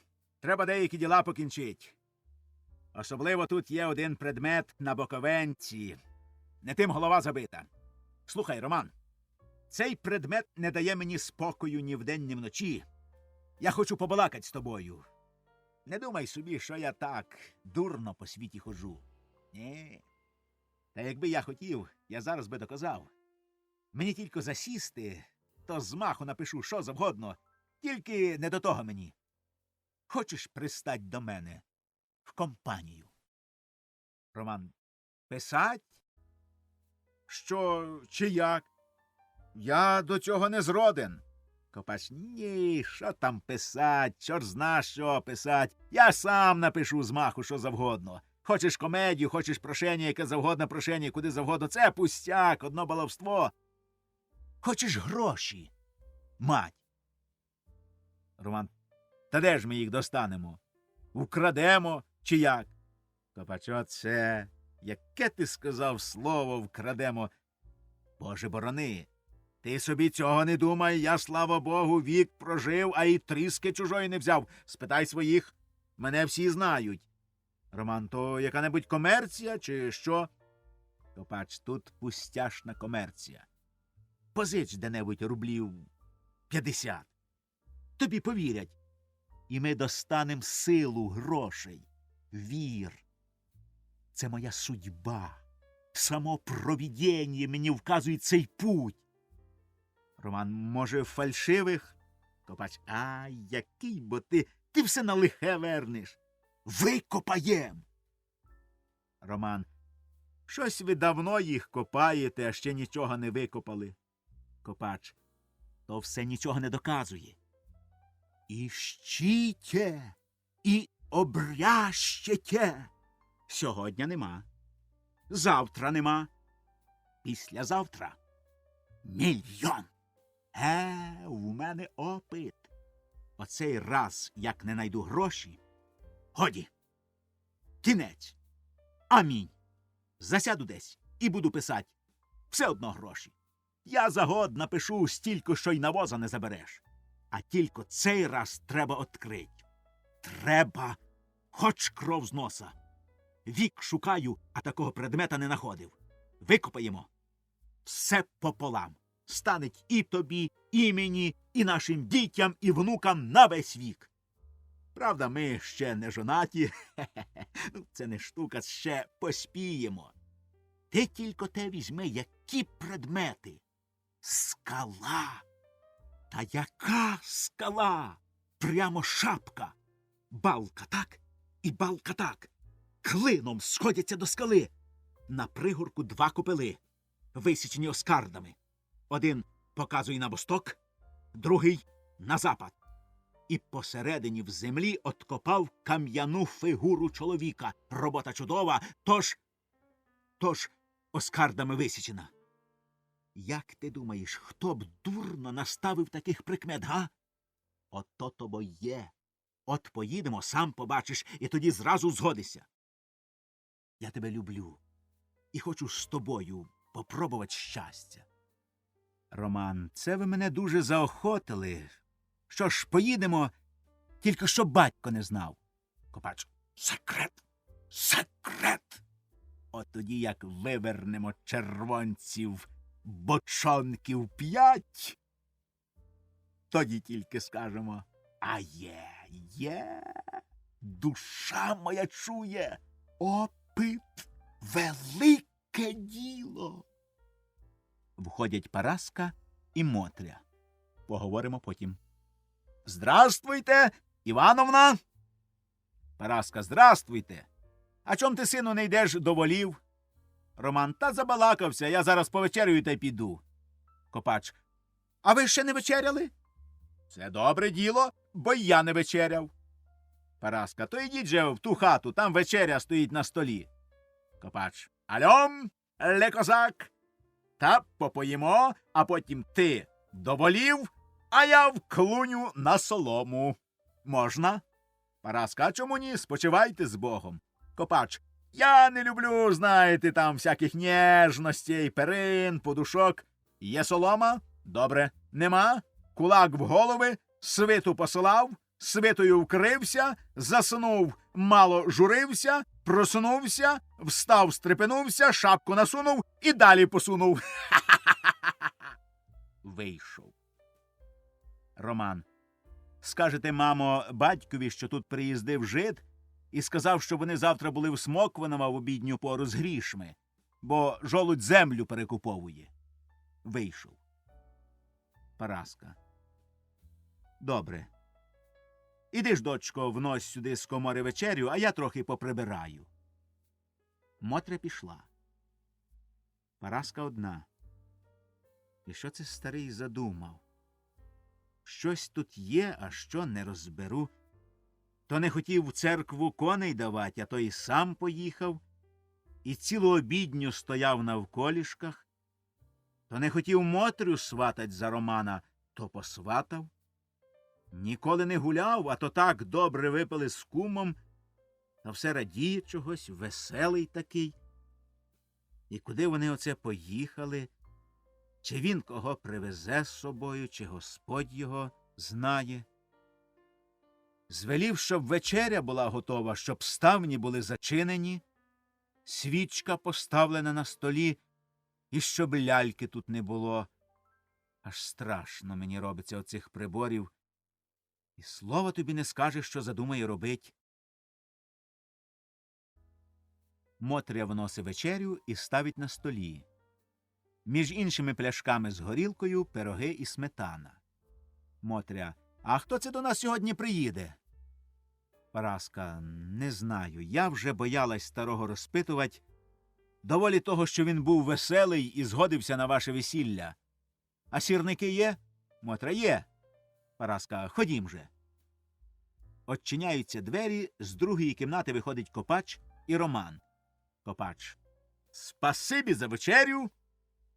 Тепер залізу на солому, як у пуховики. Виходять. На кону, яке врем'я, пусто. Входить тихо Герасим, а за ним Савка несе на плечах здоровий мішок з кожі. Герасим. Ідіть же ви, куме, розпряжіть коней і поставте їх біля фургона. Савка. Ходім удвох. Герасим, от тобі і маєш. А хто ж буде біля грошей? Савка. Хіба ж їх хто візьме тут? Герасим. Куме, на гріх майстра нема. Краще я тут посидю, береженого і Бог береже. Савка. І отходить од грошей не хочеться, так би й держався за мішок. Вийшов. Герасим сам. Світить свічку, засвітив, поставив, глянув на мішок, поцілував його. Герасим. Отепер пузир нехай скаже, голяк масті черва світить. Ще поміряємось, хто голяк. Він думає, що дуже розумний? Ні, братіку, потягайся ще зо мною. Я не те, що я й жида сьогодні обманив. Поки мішок розшили, дзвінок. Він вийняв пачку, глянув я на неї. Гроші. Всередині колотиться, а сам думаю, як би його обманить. Другий дзвінок. Жид зашамотався. Бере мішок, не дає. Давай гроші, каже. Слово за слово, а тут третій. Я тоді йому тиць замість 5 та тільки 3000. Отак ушквар. А він, не лічивши, й прямо в вагон. Входить Параска. Параска. Старий. Герасим. Ой! Кида свиту на мішок і заступа мішок спиною. Ти чого навіже нас навигаєш? Хіба я тобі не звелів, щоб тут ляльки не було? Геть пішла! Параска, та не гвалтуй, божевільний. Я зараз піду. Тут діло дуже важне. Таке, що треба тобі зараз сказати, бо щоб після гірше не вийшло. Герасим, яке там діло? Параска, жид! Прибігав до тебе. Герасим, який? Коли? Чи не скочив з поїзда? Параска, та з якого поїзда? Опам'ятайся! Чого ти такий збентежений? Жид Гершко, що за землю Смоквнова з тобою балакав. Герасим, тьфу! Ну? Параска, казав, щоб ти був в обідню пору в Смоквнова з грішми, бо жолудь землю перекуповує. Герасим глянув на мішок. Ха-ха-ха-ха! Чорта! Лисого перекупи! Параска, що ти там привіз? Чого ховаєшся від жінки? Покажи. Герасим. Я тебе попитаю. Я тобі покажу, я тебе вб'ю! Я тебе задавлю, коли будеш лізти вічі. Геть, пішла! Параска отступає за двері. Тю-тю, отсахнись, їй Богу. З ним якась причина, треба бути насторожі. Вийшла. Герасим.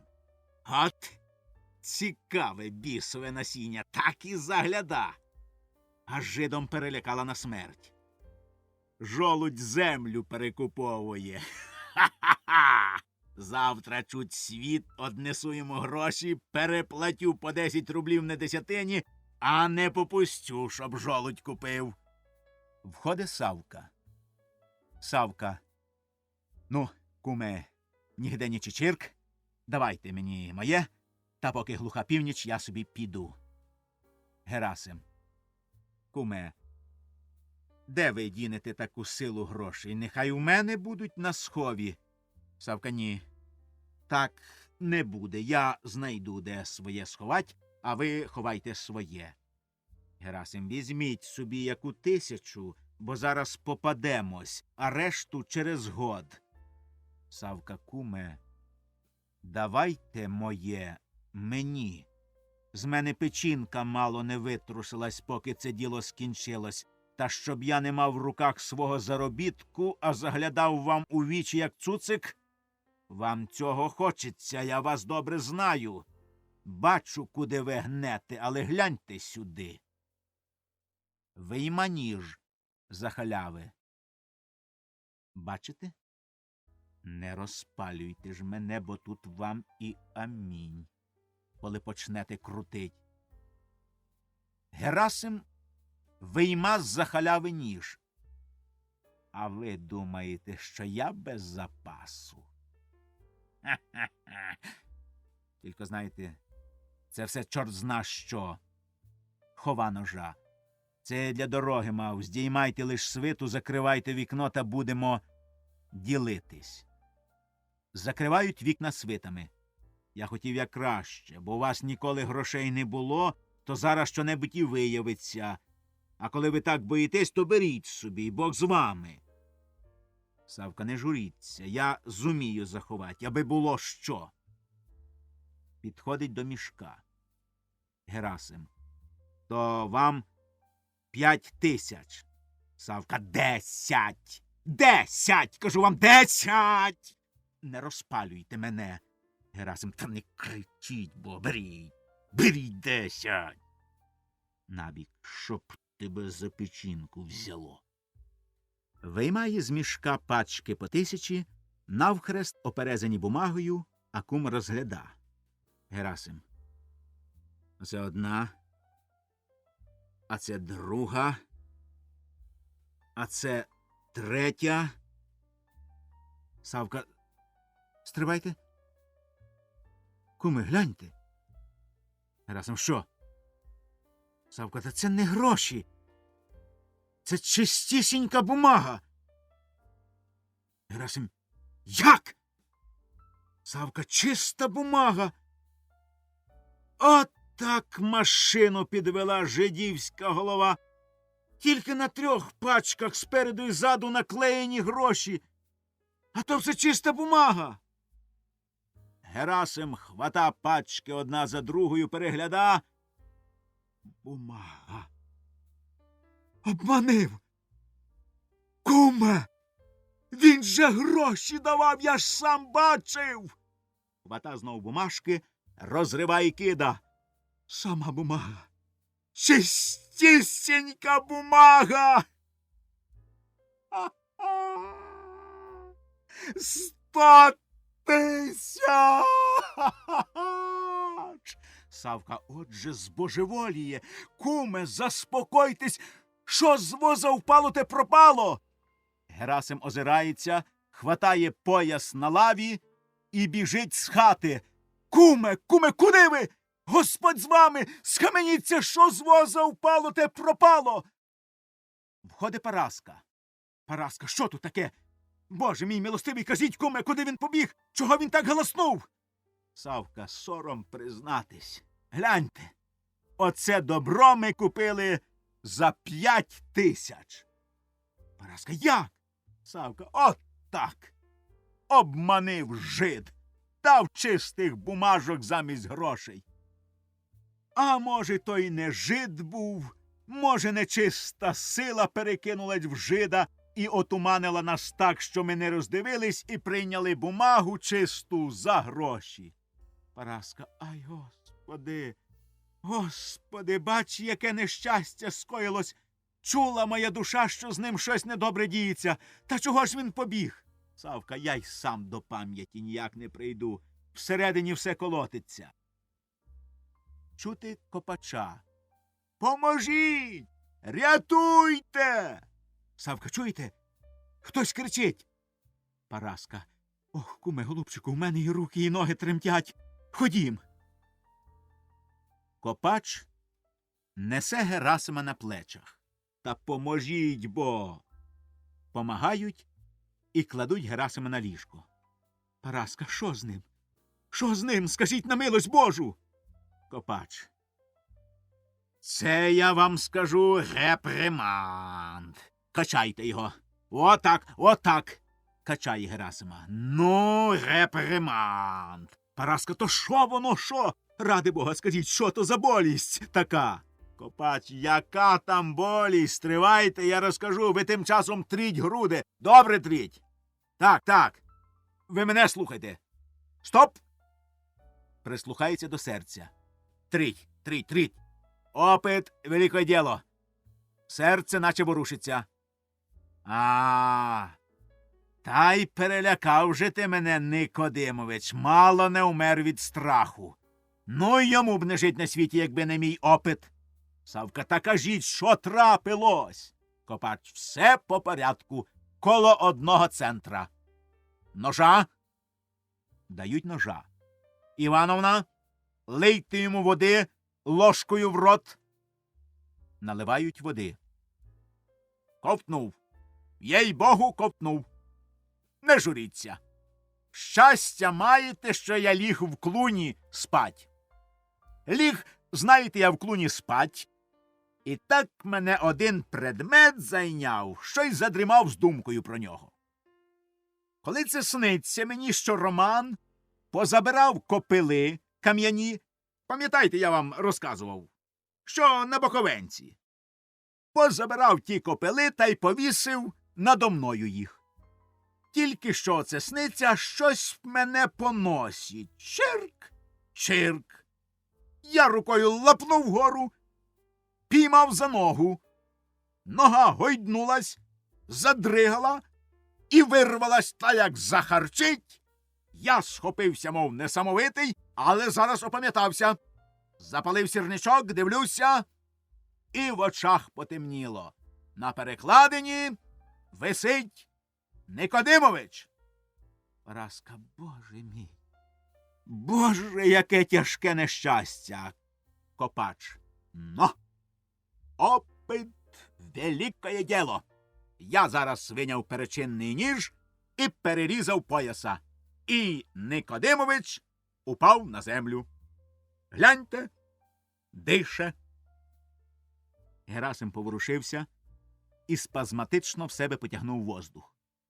Підводьте, підводьте. Підводять Герасима. Він ще потягнув у себе воздух і ніби позіхає, дрижить і витирає піт.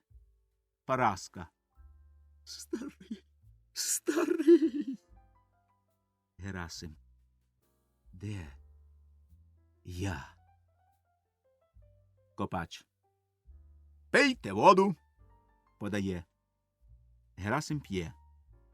Копач. Що з вами? Що це ви вигадали?